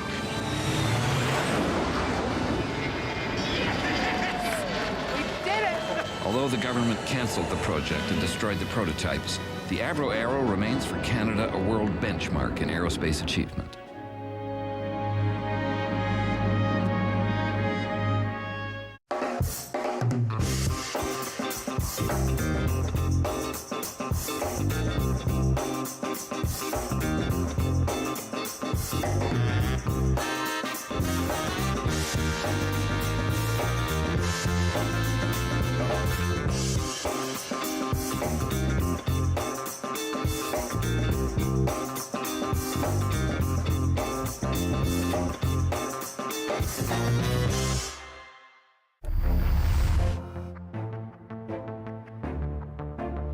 Enjoy watching Arby's Nationals hockey on Rogers TV? Then join the crew. Volunteers learn the skills needed to put on a show, including camera, audio, graphics, and more. Visit rogerstv.com/volunteer to sign up.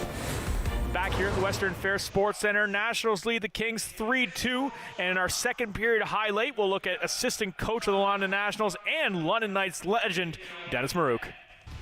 Nationals assistant coach Dennis Marouk played 3 seasons for the London Knights in the 1970s, amassing 159 goals and 370 points in 193 games. He went on to play 888 games in the NHL, scoring 356 goals and 878 points, including a 60-goal season in 1981-82. That experience scoring goals as a player helps Marouk when coaching the Nationals offense. Pretty much, I work a lot with the lines and with Dave, and as well as doing the power play specialist, because I was a pretty good goal scorer in all my career growing up as a child and in the NHL. So my professional part would be power play and working with the guys, giving them some pointers on when they get around the net, what that they should be looking for, and be a little patient in that. So that's kind of what I try to do with our players. Playing 14 seasons brings a lot of stories. Stories that Marouk tells to his current Nationals players, even if they don't always understand the references. Mr. Beaupre, I call him Donnie, which I play with Donnie Beaupre, a goalie. And he goes, "Who's Donnie? Who's Donnie Beaupre?" So they're just little things like that. And I kind of, have some fun with them. I want to make sure they're having fun. If you don't work hard, you're not going to get results. So I say, look at me. I'm a prime example. I'm not very big. I'm 5'8", and I had a dream just like you all have a dream. And I made it, and I didn't let anybody take my job away from me. So I kind of work with them on the mental part of it, that they realize that they are performing and they just need to keep working hard, and things will happen if they do that. Joining the Nationals midway through the season was a tough adjustment for the coaching staff, especially when the team was already at the top of the standings at the time.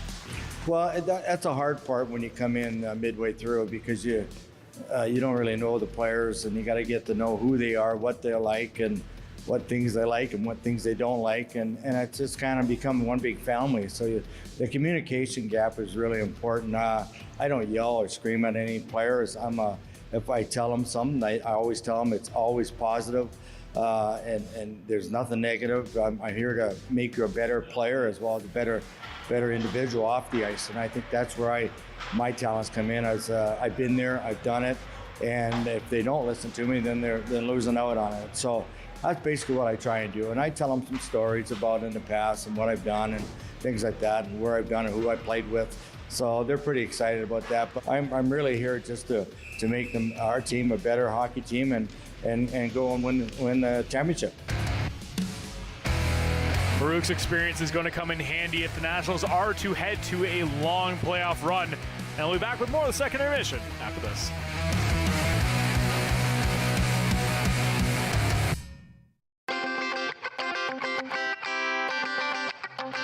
I'm Matt Chalmers. I'm a VTR Op and Master Control Technical Director at TSN.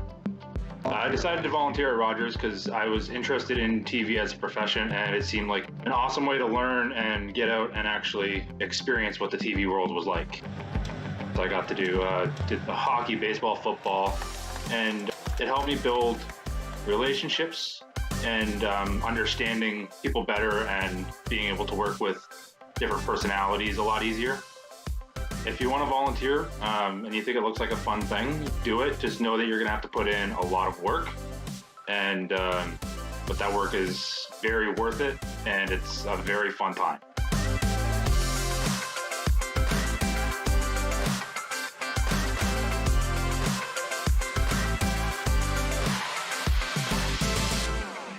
My husband is a wonderful man and a great father when he's not drinking. I'm so angry he chooses alcohol over us. If he really loved us, he'd stop drinking, right? My counselor suggested I try Al-Anon. I didn't understand why. I'm not the one with the problem, but I'm glad I went. Do you worry about someone's drinking? You are not alone. Al-Anon or Alateen can help. Call 866-200-0033 or visit alanon.org/hope. Watch, play, and win every Monday night at 8 p.m. with Optimus TV Bingo on Rogers TV. Cards are available at multiple London locations for all 3 games. Weekly jackpots total $3,000. Back here at the Western Fair Sports Centre, 3-2 is your score in favor of London Nationals after 40 minutes of play in what's turned out to be a pretty just competitive game. It's more of what we saw last week, except the Kings have got on the board this time, and the Nationals are not the ones scoring the pretty goals. No, exactly. They've had what you would call the greasy goals in just crashing the net as we get McElwain there, his 30th nice post and in shot over the glove side of Aiden Barry there. And then on a delayed penalty, there's Santaby able to just eat the chances alive and bury it eventually on the shorthanded marker. So those were the goals in the second period. McElwain unassisted at 109, and then shorthanded Santavi from Holmes at 14:58. That makes it a 3-2 Nationals lead after 40 minutes. And this third period is going to be one for the ages as this game has gotten heated. Absolutely. As you can see right up here, Carter McElwain still sitting on the bench there for the Kings, just trying to regroup between the 2 periods there.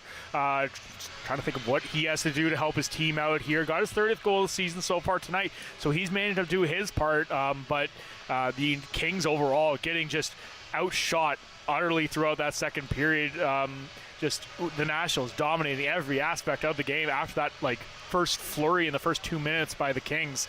But it all came down to Hage between the pipes. Looked fantastic for the Kings, keeping them in the game. And without them, this game could be a lot more one-sided. Yeah, Hage making the necessary saves when called upon.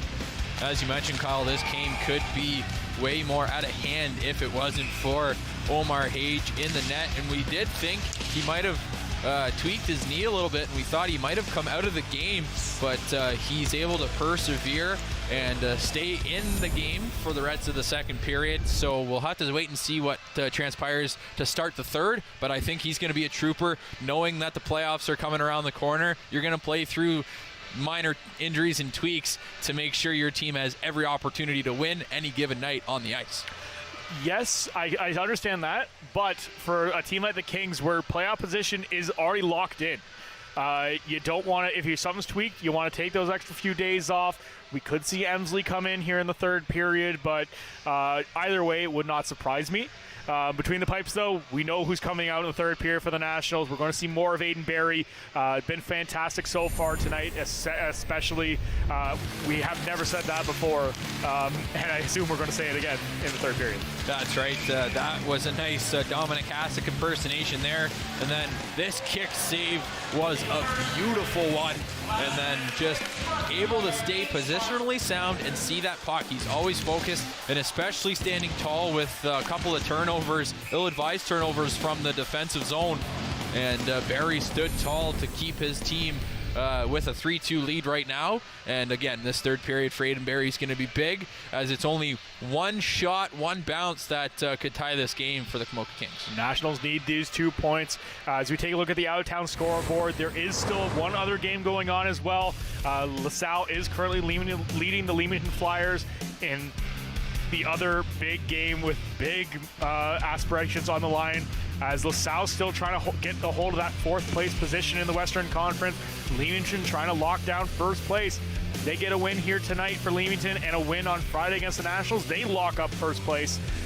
As LaSalle, they win it here tonight, and another win in their next game, they lock up 4th place. That's right, and a LaSalle win helped the London Nationals out because, as mentioned, the Nationals trying to get into that 1st overall spot in the Western Conference, trailing Leamington coming into tonight by 5 points with 4 games remaining. So that's 8 possible points to grab. And if Leamington doesn't get at least a point out of this game, that's huge for the Nationals going into their matchup again on Friday, as the Leamington Flyers and London Nationals will battle what is a Nationals home game, but in St. Thomas. Yeah, it's going to be a lot on the line no matter what happens tonight. Friday will be another huge game for the Nationals, as we'll be back with more of the third period after this.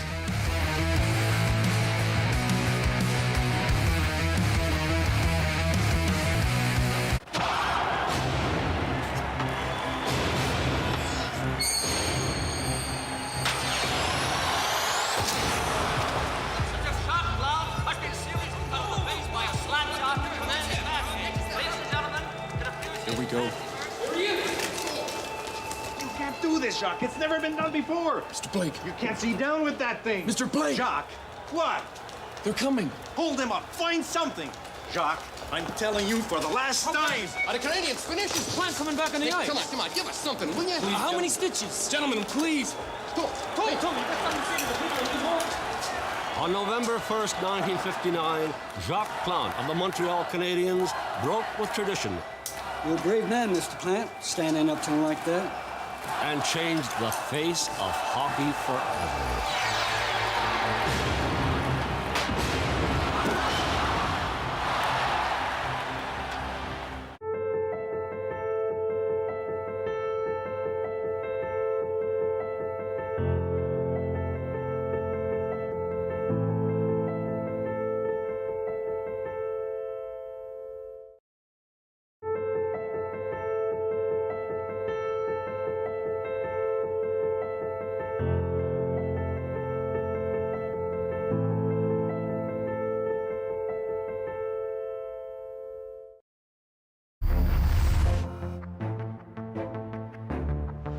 Do you enjoy watching Arby's Nationals hockey here on Rogers TV? Then join the crew. Volunteers learn the skills needed to put on a show, including camera, audio, graphics, and more. Visit rogerstv.com/volunteer to sign up. Taking a look at our Paul Duarte and Associates shots on goal. The Nationals laid it on in the second period, 19-9, for a total of 31-20 after 40 minutes of play, as they lead the Kings 3-2. Now looking forward to our next contest, first game of the playoffs. Still question marks surrounding this contest. As we said earlier, we do have an idea of who it will be. It's one of two teams. It's going to be either the Strathroy Rockets or St. Thomas Stars, and it will be here on Wednesday night. And as always, our third period is brought to you by Collins Clothiers. That's right. As we get ready for this third period, we see both teams at their respective cutways as the Zambonis just about finished here on the ice. We finally got a note as to why McLeod is out of the game. It was a gross misconduct for discrimination. So that could have been one of many different comments made to a ref, a player, somebody on the ice. And I believe the way it looked, the linesman heard it, reports it to the referee, and that's why the penalty can still be called. I thought a gross misconduct still came with a time penalty. I'm trying to look it up here in the Hockey Canada rule book, but nonetheless, that's something you don't want to see from anybody. Like, yes, it gets heated out on the ice. I understand that, but crossing that line is There's a line, and crossing that line gets you in trouble, and it clearly did. As we see Emsley is coming into the net, so you're right, Kyle. Hage is going to take that time to rest the knee, as you mentioned. Yes, 2 points would be nice here at the Western Fair Sports Center for these Komoka Kings, but you've locked up sixth in the Western Conference. You don't want him to aggravate it more and then maybe be out for a couple of games heading into the first round. So it's a good decision here by the Komoka Kings to put in Emsley and go on here in the third period and try and do it with Emsley in the net and the rest of their lineup. Tough situation for Emsley to come in here, down one goal. Going to be a lot of pressure on him, especially after the Nationals just put up 19 shots in a period. You know they're going to try to lay it on here. Face-off won by Jacob Julian, and the Nationals will control the puck off the opening draw. Arsenault over to McGowan. Dishes it off to Wood. Wood will carry it across the blue line. Quickly stolen by Jansu. Julian can't hold on to it as it will be sent back out the other way by Lukings. Arsenault. He'll collect it. No icing on the play. Wood handles the pass, but just a little too much jump on it. And the Kings will send it back down. Barry comes out to play it. Over to McGowan. Now back to Arsenault. Arsenault spins back behind the net. Dishes out to Julian. Julian overskates it. Almost stolen right back by McElwain. Arsenault has to be tough on that one to get the puck out. Nice little kick play there by Burge to clear the zone. As A lot of neutral zone play here. Nationals being a little sloppy to start the third period. Haven't been able to make any crisp passes out of their own territory. Wood over to Burridge. Burridge, nice lead pass for Chard. Chard gets it tipped off his stick. Lower Kings will bring it back the other way. Lose in the skate of Bowers. Picked up by Coulter. Coulter will send it in the offensive zone. Arsenault still back there. And he'll hang on, try to make an outlet pass. Arsenault over to McGowan. McGowan splits the D. Stolen off his stick by Johnston. Glover now to Coulter. Cross ice pass over to Matthew, over to Lewis. Lewis will throw it in the offensive zone. Beaupre gets pinned against the boards. Chard's there to collect the puck. Over to Beaupre. Beaupre into the offensive zone. Tries to hit the pass over to Bowers. Bowers gets tipped over his stick. Bowers will throw it down to Chard again behind his net. Stolen off Chard's stick again. Once again, you saw Bowers try to go Michigan on that one. And that one just tips off the blade of his stick. Monroe behind his net. Hagee puts it up. That one hits netting. And we'll have a face-off to the left-hand side of Barrie. As we're going to get a look at the chance of the Michigan here as Bowers tries to put it up on the blade of his stick, does not. And as we get ready for this face-off on the Komoka bench, Page is not even on the bench in the third period, so he'll be staying in the room, probably working out his knee. So hopefully Emsley here doesn't get hurt. Yeah, it's a hope. You never want to see a player get hurt at any time in the game. So we hope for the best for Hage, especially with a playoff run coming up for the Kings. Hagee gets some pressure on him, moves the puck well, and will bring it out. Hagee across the blue line. Just got one man there, takes the shot, throws it on net, and that'll be the first shot really directed properly toward Emsley. Yeah, Emsley finally getting a good touch of the puck here, getting him kind of settled in, and we see him still trying to stretch out as he had to come in very cold here to start the third period. It's the Nationals with possession, but now Komoka has it behind their own net. So Emsley once again did play yesterday as well against the Strathroy Rockets, managing to get a 5-4 win. So another big 2 points as the Kings came into this game with. So he has seen some game action recently. Holmes, nice pass. That one just goes off a skate of Sanavy as the non-crisp passes continue here for the Nationals. Over to Colin Holmes. He'll try to skate it out. Gets by one. Nice work there by Passaflume to just deny the opportunity. Pace Roth will collect it down in the far side. He waits. Now gets it off to Babenko. Babenko gets by one. Now gets by another one and sends it down in the corner. Passaflume in there as well as Duarte. Duarte picks up the puck, tries to rim it around, gets hit hard in the boards. Duarte's down. Penalty coming here. It was a hard hit on Carter Duarte along the boards. Yeah, I was kind of in that dangerous area. It was he was turned just a bit, and it turned him into the boards as he's slow to get up. He's looks a little bit woozy there as the trainer is coming out for the Nationals. They'll bring the guy to the box, and then they'll definitely wait to see what they're going to call, whether it be just a minor or anything more, as you never want to see a player go down. We talked about Hage going down, and now Duarte here. A couple of injuries you don't want to see. No, and Lewis, we saw throughout the whole game, is a heavy hitter.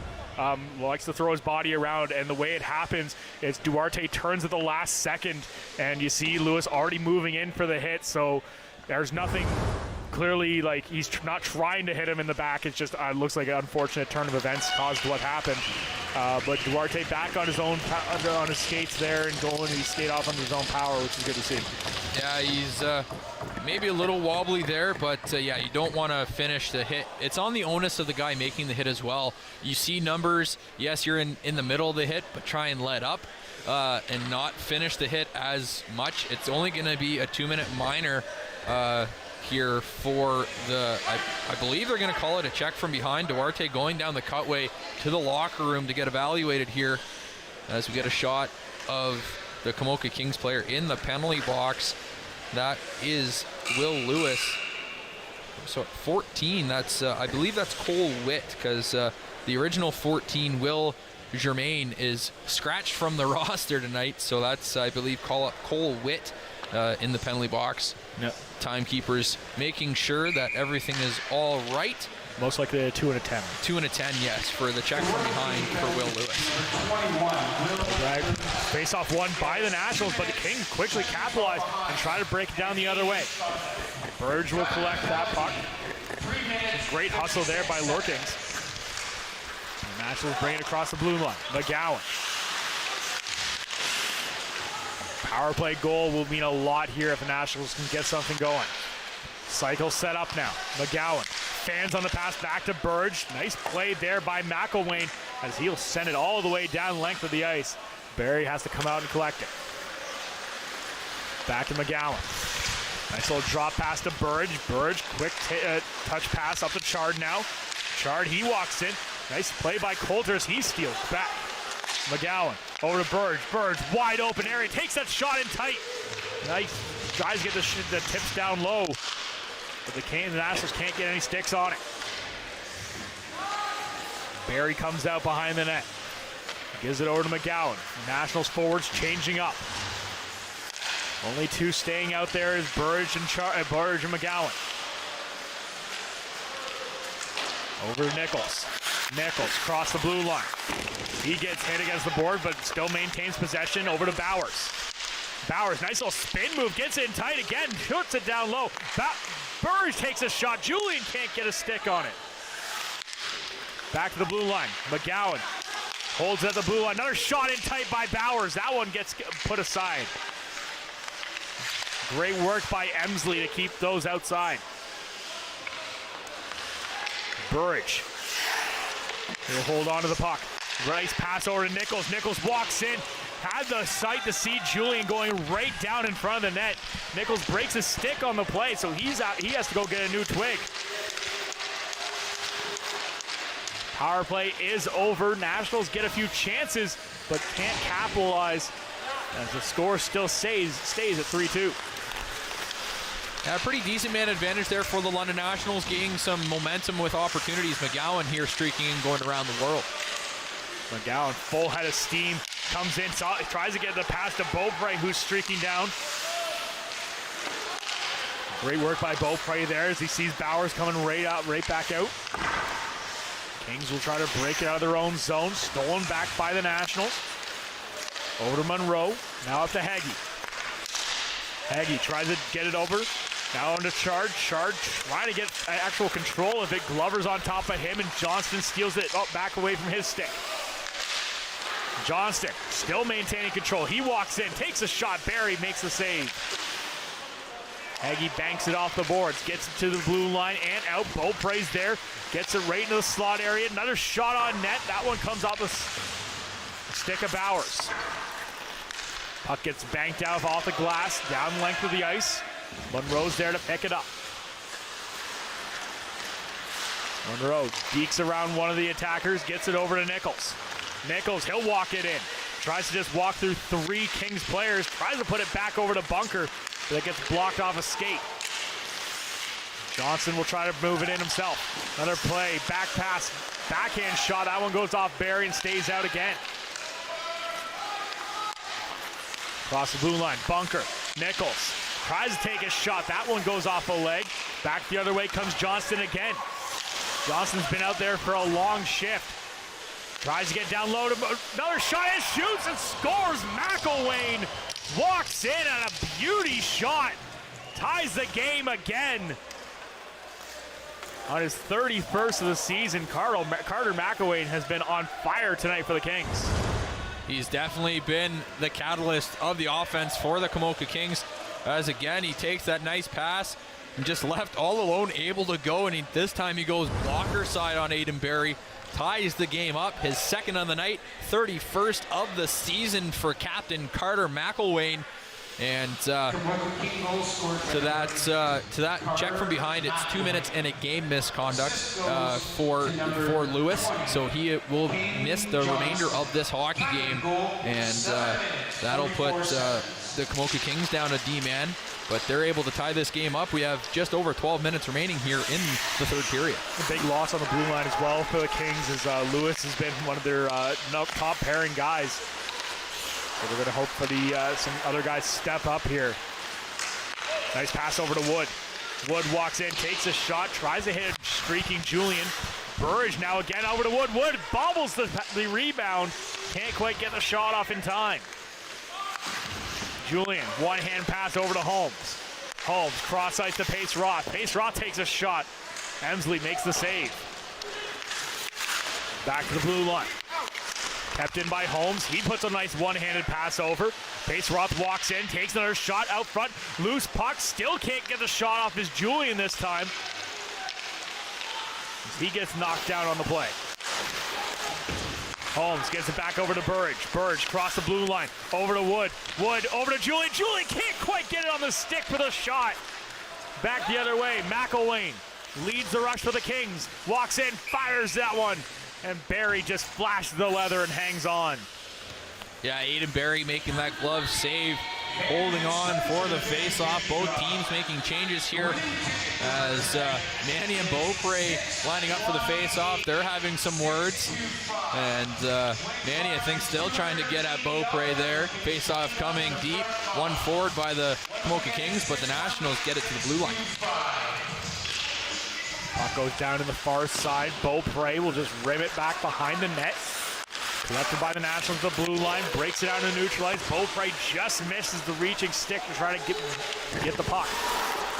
Arsenault now. Arsenault gets hit down hard by Holmes. And the puck's sent behind the net. McGowan, he gets pinned against the boards. Chard tries to get a hold of it. Kings being very physical behind the Nationals net. Coulter, the blue line, he takes a shot. That one hits a body out front. It looks like there's a Kings player down on the play. Slow to get up there is Ewan Johnson. He heads off. Back the other way. Holmes can't get a stick on it. Stolen back by the Nationals. Pass up the wall as the Nationals go for a change. Sent all the way down into the Kings territory. 10 minutes left here in the third period. 3-3 is your score. Shots 38-25 in favor of the Nationals. Johnston, he'll collect that puck and send it all the way down behind the Nationals territory. Monroe has to hustle to get on top of it. Picked up by Bunker on the far side. Bunker overskates it a bit. Now he picked up again behind the net by Monroe. He tries to get it over to Sanovi. Sanovi gets his pocket picked. Inside, Johnston walks in, fires that one. That one just over to the right-hand side of Barry. Back the other way. Sanovi, open chance here. Great hustle on the back check there is Matthews to deny that Sanovi chance. Bunker, he comes down low, tries to sneak it out front. Emsley makes a great save and hangs on again. Emsley coming in and doing a very fine job between the pipes for the Komoka Kings as he comes in cold in this third period, doing everything he can to keep his team in this game. And it's going to be a tough 9-16 here remaining in the third period. Both teams showing some physicality and wanting to gain momentum any way possible. Play gets brought up. Now we're to Pace Roth. Pace Roth tries to move it up. That goes off a couple legs, picked up by Matthews. Matthews moves it out into neutral ice. Wood picks it up, almost gets his pocket picked, and will. Back the other way, here come the Kings. Another shot there by McElwain. As that one just sails high. Nationals get it across the blue line. Julian can't get any possession on the puck. He's stolen. Lurkings will pick it up on the half wall. Wood applying pressure on him. Gets some support by Coulter. Sent around. Julian throws the body. Back to the blue line over to Holmes. Deacon Holmes walks in, fires that one. Goes right into the body of Emsley as Burridge skates through the crease. Good save by Emsley there.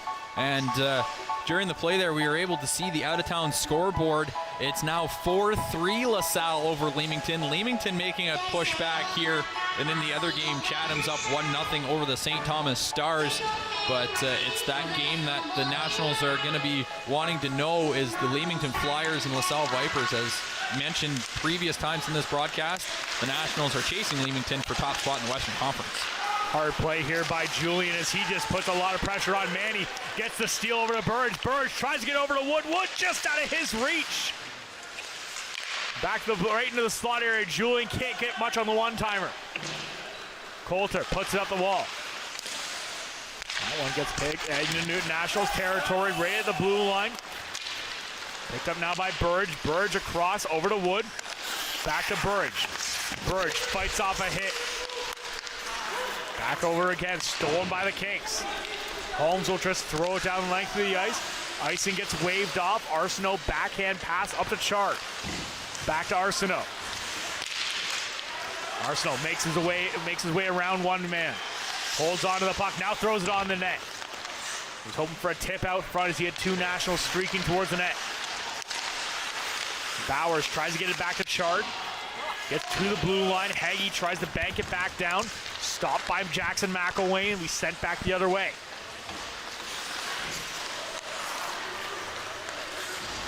Waiting for a setup here is the Nationals. Monroe carries it out over to Chard. Chard, full head of steam down the left wing side, moves it out front, throws it through the crease. No one there for a tip. Back over to Chard again. Down to Bowers. Bowers tries to get a backhand pass over to Beaupre, just out of his reach. And the Kings will come back. Across the blue line, just dumps it down low. Johnston.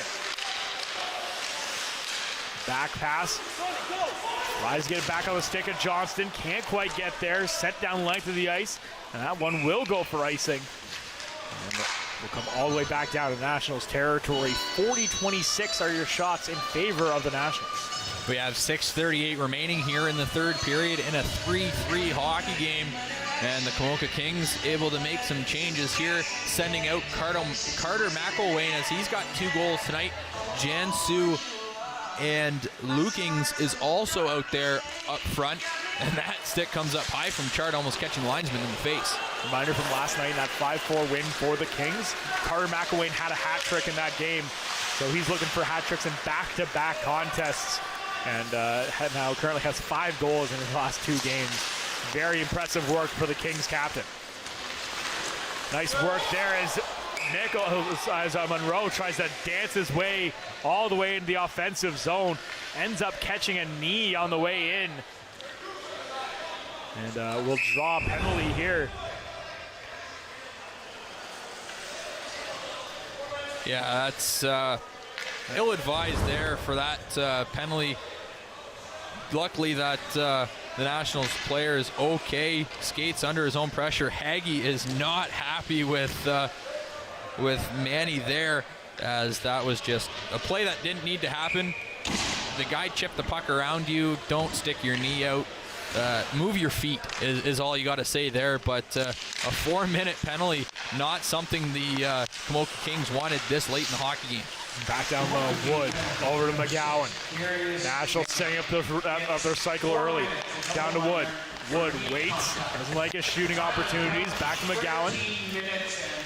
Over to Wood again. Now Burridge.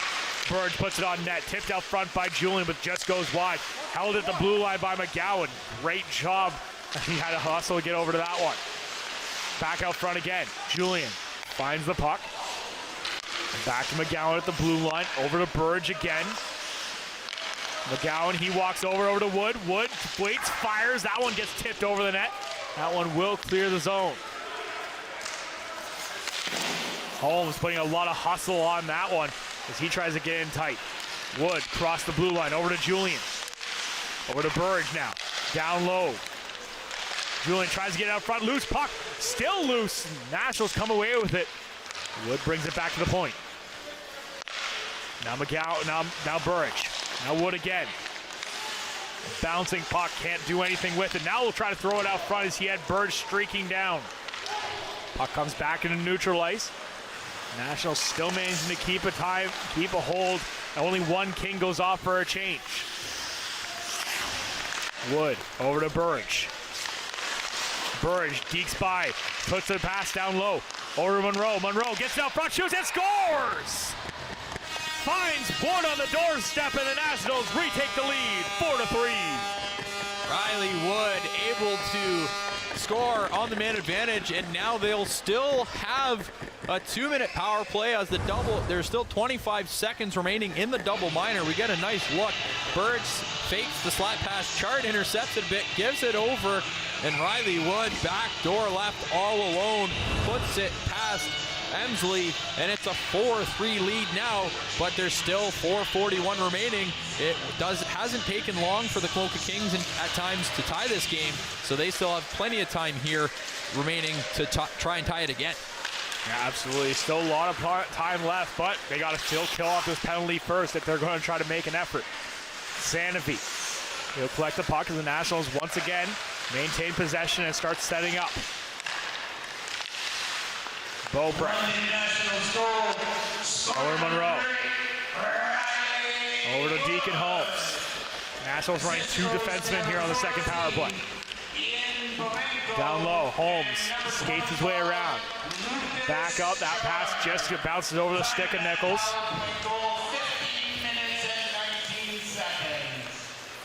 Nichols will set up, and he'll try to bring it down the other way with speed. Over to Sanavy. Now to Bowers.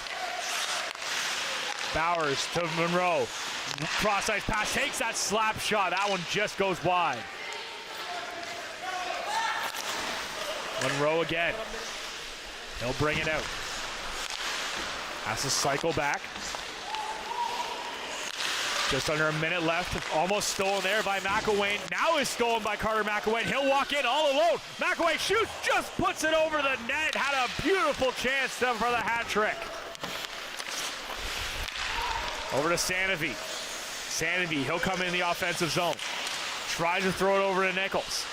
Bouncing pucks, almost found again by Sanavy. Nice defensive play by the Kings to deny the opportunity. 24 seconds left in the power play.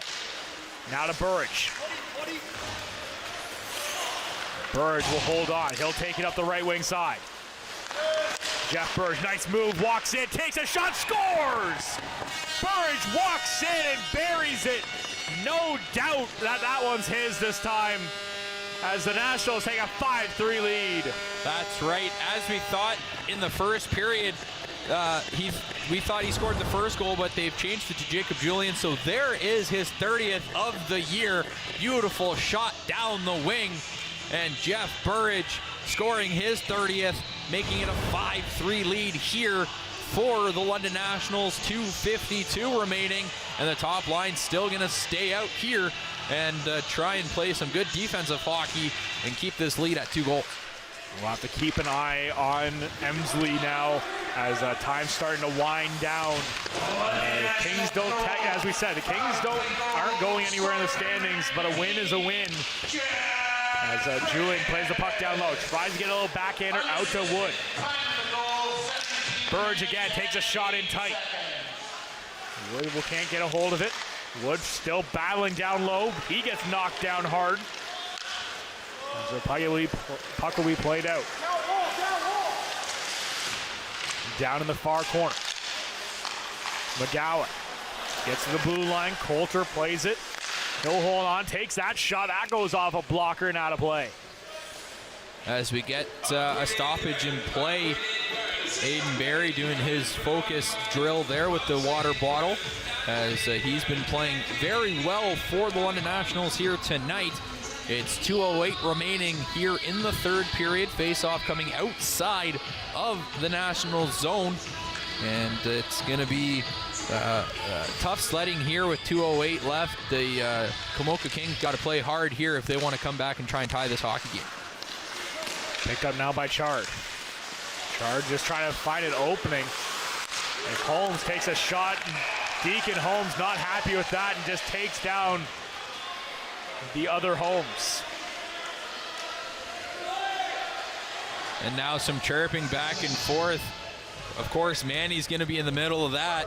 And It was kind of... It was retaliation penalty. Yeah, a retaliation penalty. Holmes definitely knocked the stick out of Holmes' hand right there. Holmes didn't like it, gave him a shot, and as Holmes from the Kings was going to pick up his stick, gives him a cross-check to the back. Undisciplined penalty here. A timeout called here for the Komoka Kings as they're going to draw up a play here in the offensive zone. It looks like Emsley is going to stay on the bench here, so it's going to be a 6-on-4 manpower advantage. We get a look at Dave Matos behind the bench of the Nationals as Nadir is drawing up a play for the Nationals.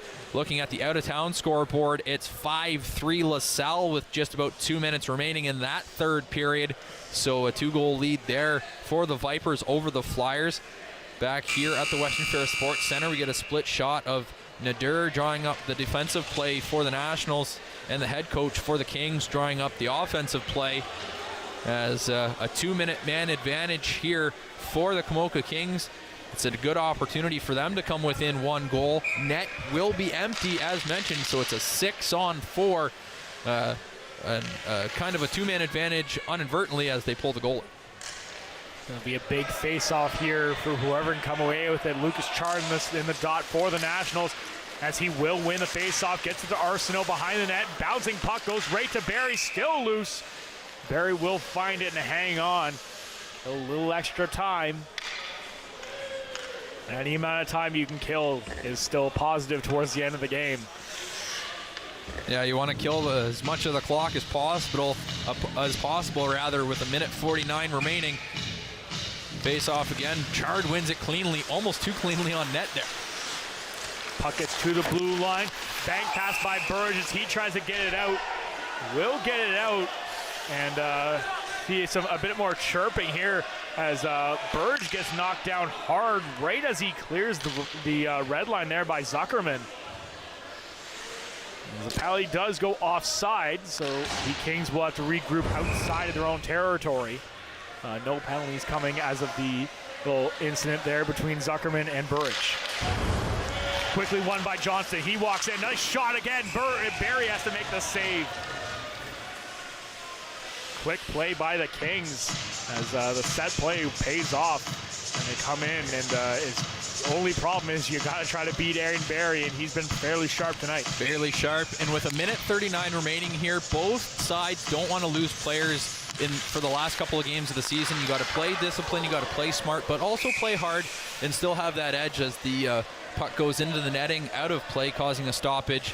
And 1:34 left. Play smart, play hard, play discipline, but you don't want to do anything that might cost you a game or two heading down the stretch run here in the final 3 to 4 games of the season.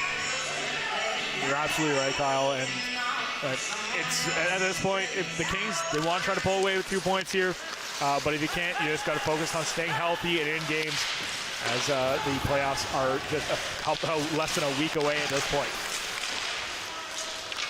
Down low again. Kings try to break it out, try to get that cross-ice pass. That one can't connect with anybody. Now he picked up on the far side by Johnston. Johnston gets by Chard. Gets over, Zuckerman blows a tire, long shot, tries to get it out. Heggie exchanging a few words there with Johnston. Continuing their war of words down as the puck gets brought over. Across the blue line, Zuckerman tries to throw it into the slot. Carter McElwain walks in, takes another shot himself. That one can't find a lane. Bouncing puck down the length of the ice, and it will go, and it finds the way into the back of the net.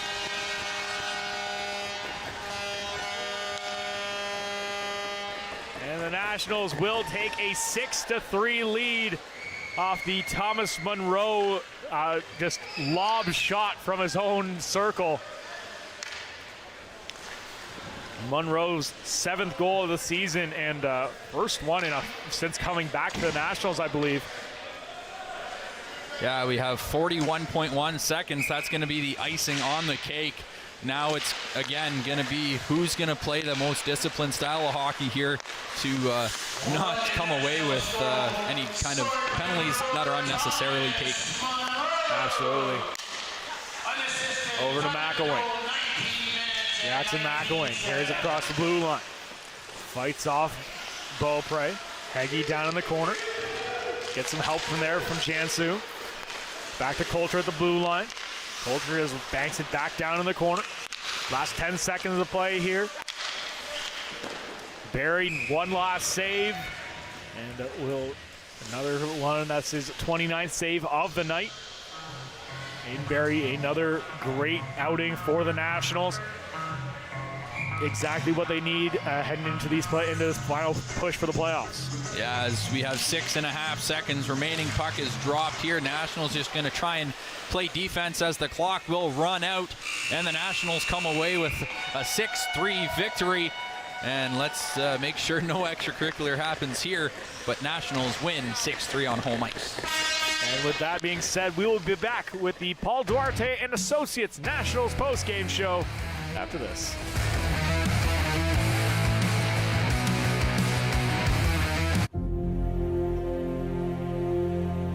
We wish to acknowledge that Canada is on Turtle Island, which is a vast territory of traditional landscapes of many Indigenous peoples who over time have occupied and made this land their home from time immemorial. The original peoples who began their journey taking those early footsteps in our creation stories across this land, some came from the stars and others came from the sky. And there were those who came from underground, but there's something important that they all share. And that is their stories of arrival to this land we call home, on Turtle Island. Nindinawe Magani Duck, which means all my relations, which means we are all related. At St. John Ambulance, we're all about community. We teach life-saving skills and provide community support through our volunteer services. All St. John Ambulance product sales and training registrations support these important services. Volunteer, donate, or enroll in a program today so we can continue to have an impact on our community. Visit sja.ca to learn more. At St. John Ambulance, we do more than save lives, we change lives.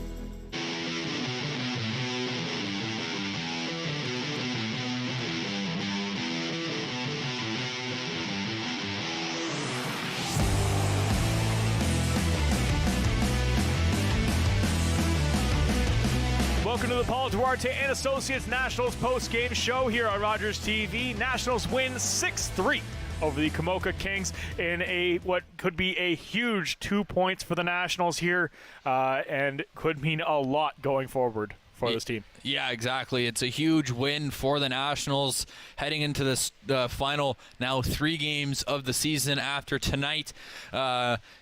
You want to play strong heading into the playoffs, and you're still chasing that potential #1 seed in the Western Conference. So you want to do everything you can to get that 1 seed and have home ice pretty much throughout the entire postseason. Yeah, absolutely. Fantastic work overall for the Nationals tonight. Great effort throughout the entire roster. Mostly we saw the top line coming in big tonight as we take a look at tonight's 3 stars. The 3 stars of the game, Jeff Burridge having his 30th of the season come here in the 3rd period. We originally thought he had it in the 1st, but that goal was changed to Jacob Julian. He got an assist on that. So goal and 2 assists for Jeff Burridge. Carter McElwain for the Komoka Kings on fire. 2 goals again tonight as he had a hat trick last night against the Rockets. And then Jacob Julian with a goal and assist, adding some good offense there, rounding out the 3 stars. You could almost say our producer, Scott Navarro, is psychic. Came in the prediction saying hunt for 30 is on for both these 2 guys, and both come away with their 30th goals of the season. So fantastic work there. As we take a look at some of the big moments that we saw here tonight, a lot of great plays offensively and some great plays between fights. That's right. As we get a look there, that was what we thought was Burridge's goal, but it was changed to Jacob Julian in the 1st period. And then this nice passing play, Barry, no chance on the 3-on-1 there as Holmes was able to get that goal. And then another play here on the man advantage, a pass across, and then Nichols just able to keep following up with his effort and get a goal there. And that was all she wrote for the 1st period. we head to the middle frame, and it was the Komoka Kings. There's Carter McElwain's first of the game. Beautiful shot, glove side, posting in over the glove side of Aiden Barry, and then Sanofi just continuing the effort there, showing why he's going to play some big role here in the playoffs for the London Nationals. And in the final period, it was the Komoka Kings coming away, Carter McElwain getting his second, and what can you say? He's been a great player for the Komoka Kings, but the Nationals just a little bit too much here on this night as they were able to take advantage of Emsley coming in cold in the third period and put a couple past him. Burridge, a nice move, nice shot low over the pad under the blocker there, and then the empty net goal from Monroe, icing the game away. So the Nationals 6, Komoka Kings 3. We'll take a look at the scoring summary starting in the first period. Julian from Burridge, his 17th at 21 seconds. Holmes from Zuckerman and Jansu. Nichols on the power play from Julian and Burridge. In the second period, it's Carter McElwain, his 26th. Actually, that would be his 30th of the season. Yes. And then Sanofi scoring shorthanded. McElwain, that would be his 31st of the season. Wood, Burridge, and Monroe continue round out that scoring in the third period. And the Nationals, again, a big 2 points here on home ice. Absolutely. Shots 44-32 in favor of the London Nationals at the end of the game there. They really, in the second period, just piled on offensively. They only one goal apiece for each side after in that second period, but the Nationals really started tilting the ice in their favor, and then third period happened and just poured more and more on.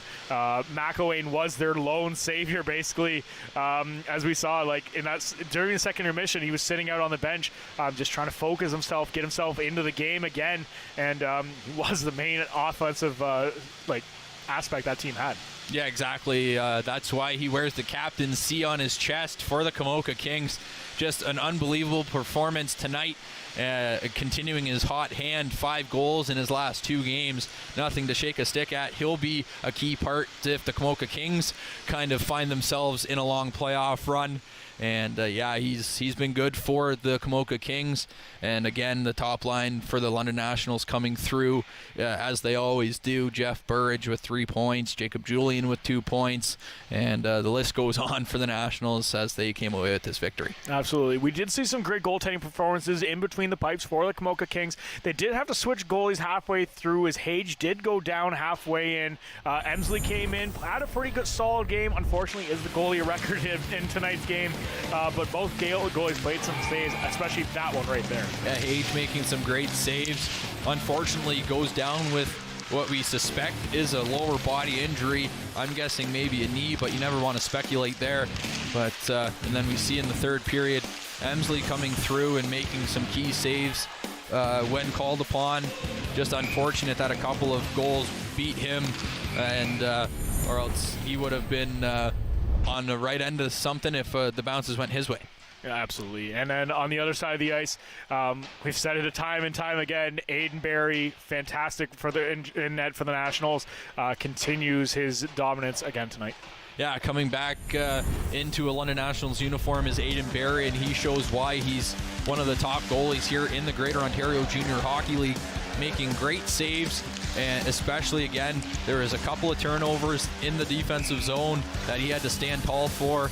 And just, again, great positional play by Aiden Barry, able to track the puck very well and make sure that the puck was away from the high-octane scoring opportunities. And then, again, on some odd-man rushes coming up huge. Aiden Barry, yet another great game between the pipes for the Nationals tonight. Absolutely. And now looking at the out-of-town scoreboard, some great news for Nationals fans as the LaSalle Vipers come away with a 6-3 win over the Leamington Flyers, which has some huge playoff implications there. And then Chatham taking down the St. Thomas Stars, are on top of the St. Thomas Stars, currently 3-1. Now that Leamington and LaSalle game, big impact there. LaSalle still trying to claw back in and get that fourth space spot away from the St. Mary's Lincolns. And then the Leamington Flyers still just holding on for that top spot. Friday's game between the Nationals and Flyers is going to be the biggest regular season game of the season. I believe so. And as with that loss, the London Nationals tonight with the win, able to gain 2 precious points in the standings. So it's going to come down to the wire here. The final games of the season are going to be so important as we get a look at the standings. So with the win tonight, that's their 45th game played for the Nationals. Add 2 points to that, so that's 67 points. And then Leamington with 46 games played, staying at that 70-point mark. So the Nationals still have a game in hand, able to maybe use that to their advantage and try and jump into that first spot to potentially get Strathroy in the first round instead of St. Thomas. And what can we say? These playoffs are going to be something special. Absolutely. LaSalle Vipers as well with their win tonight in their 46th game, move up to 55 points on the season, so they will lock up fourth place in the Western Conference. So there's now only one battle left in the entire Western Conference. That's for the battle for first place, which is always the most exciting thing you can have. And for Strathroy and St. Thomas, they're just looking and being like, okay, next week, where are we going? Are we going to Leamington? Are we going to London? What's going on? Still a lot to be decided here. 2 games left to play for the Leamington Flyers, 3 left for the Nationals. Nationals play Friday, Saturday, and Sunday. So when we do see ourselves back here again next time, it's going to be, it's a who knows right now. We do have a good idea that we will be here Wednesday night, same time as always, 7 o'clock start.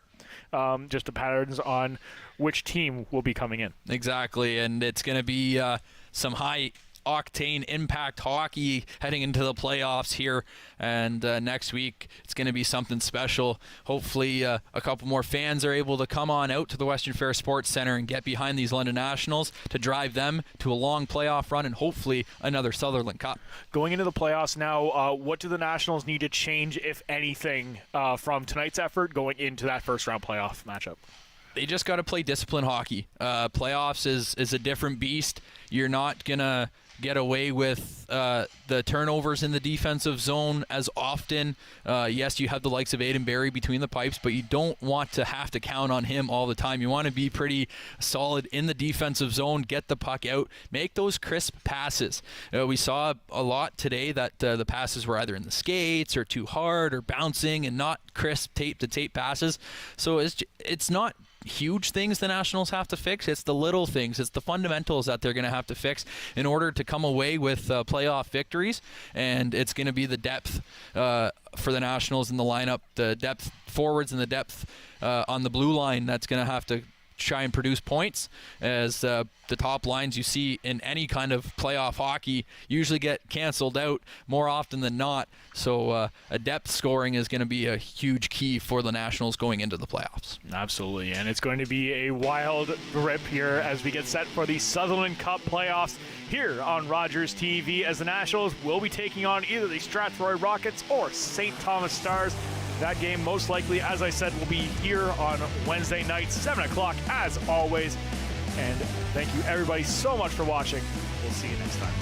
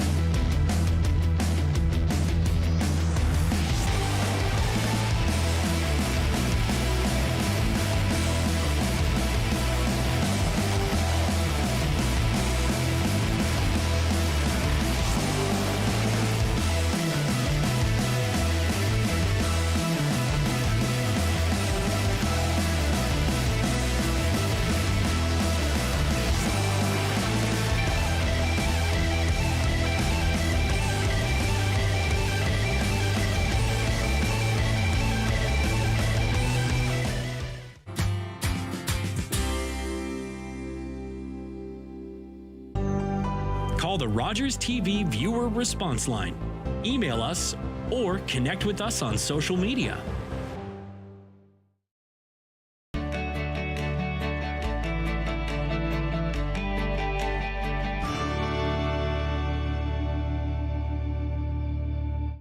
Call calling all journalism students. Omni Television is once again awarding scholarships to qualified students pursuing a career in third language journalism. I am very grateful to be one of the recipients of the Omni TV Scholarship. This scholarship gave me hope. It made me see that there is space for people like me in the media industry. Omni is home to a variety of locally produced current affairs programs and daily national newscasts, broadcast in 6 languages. To learn more about Omni scholarships, visit omnitv.ca/scholarships.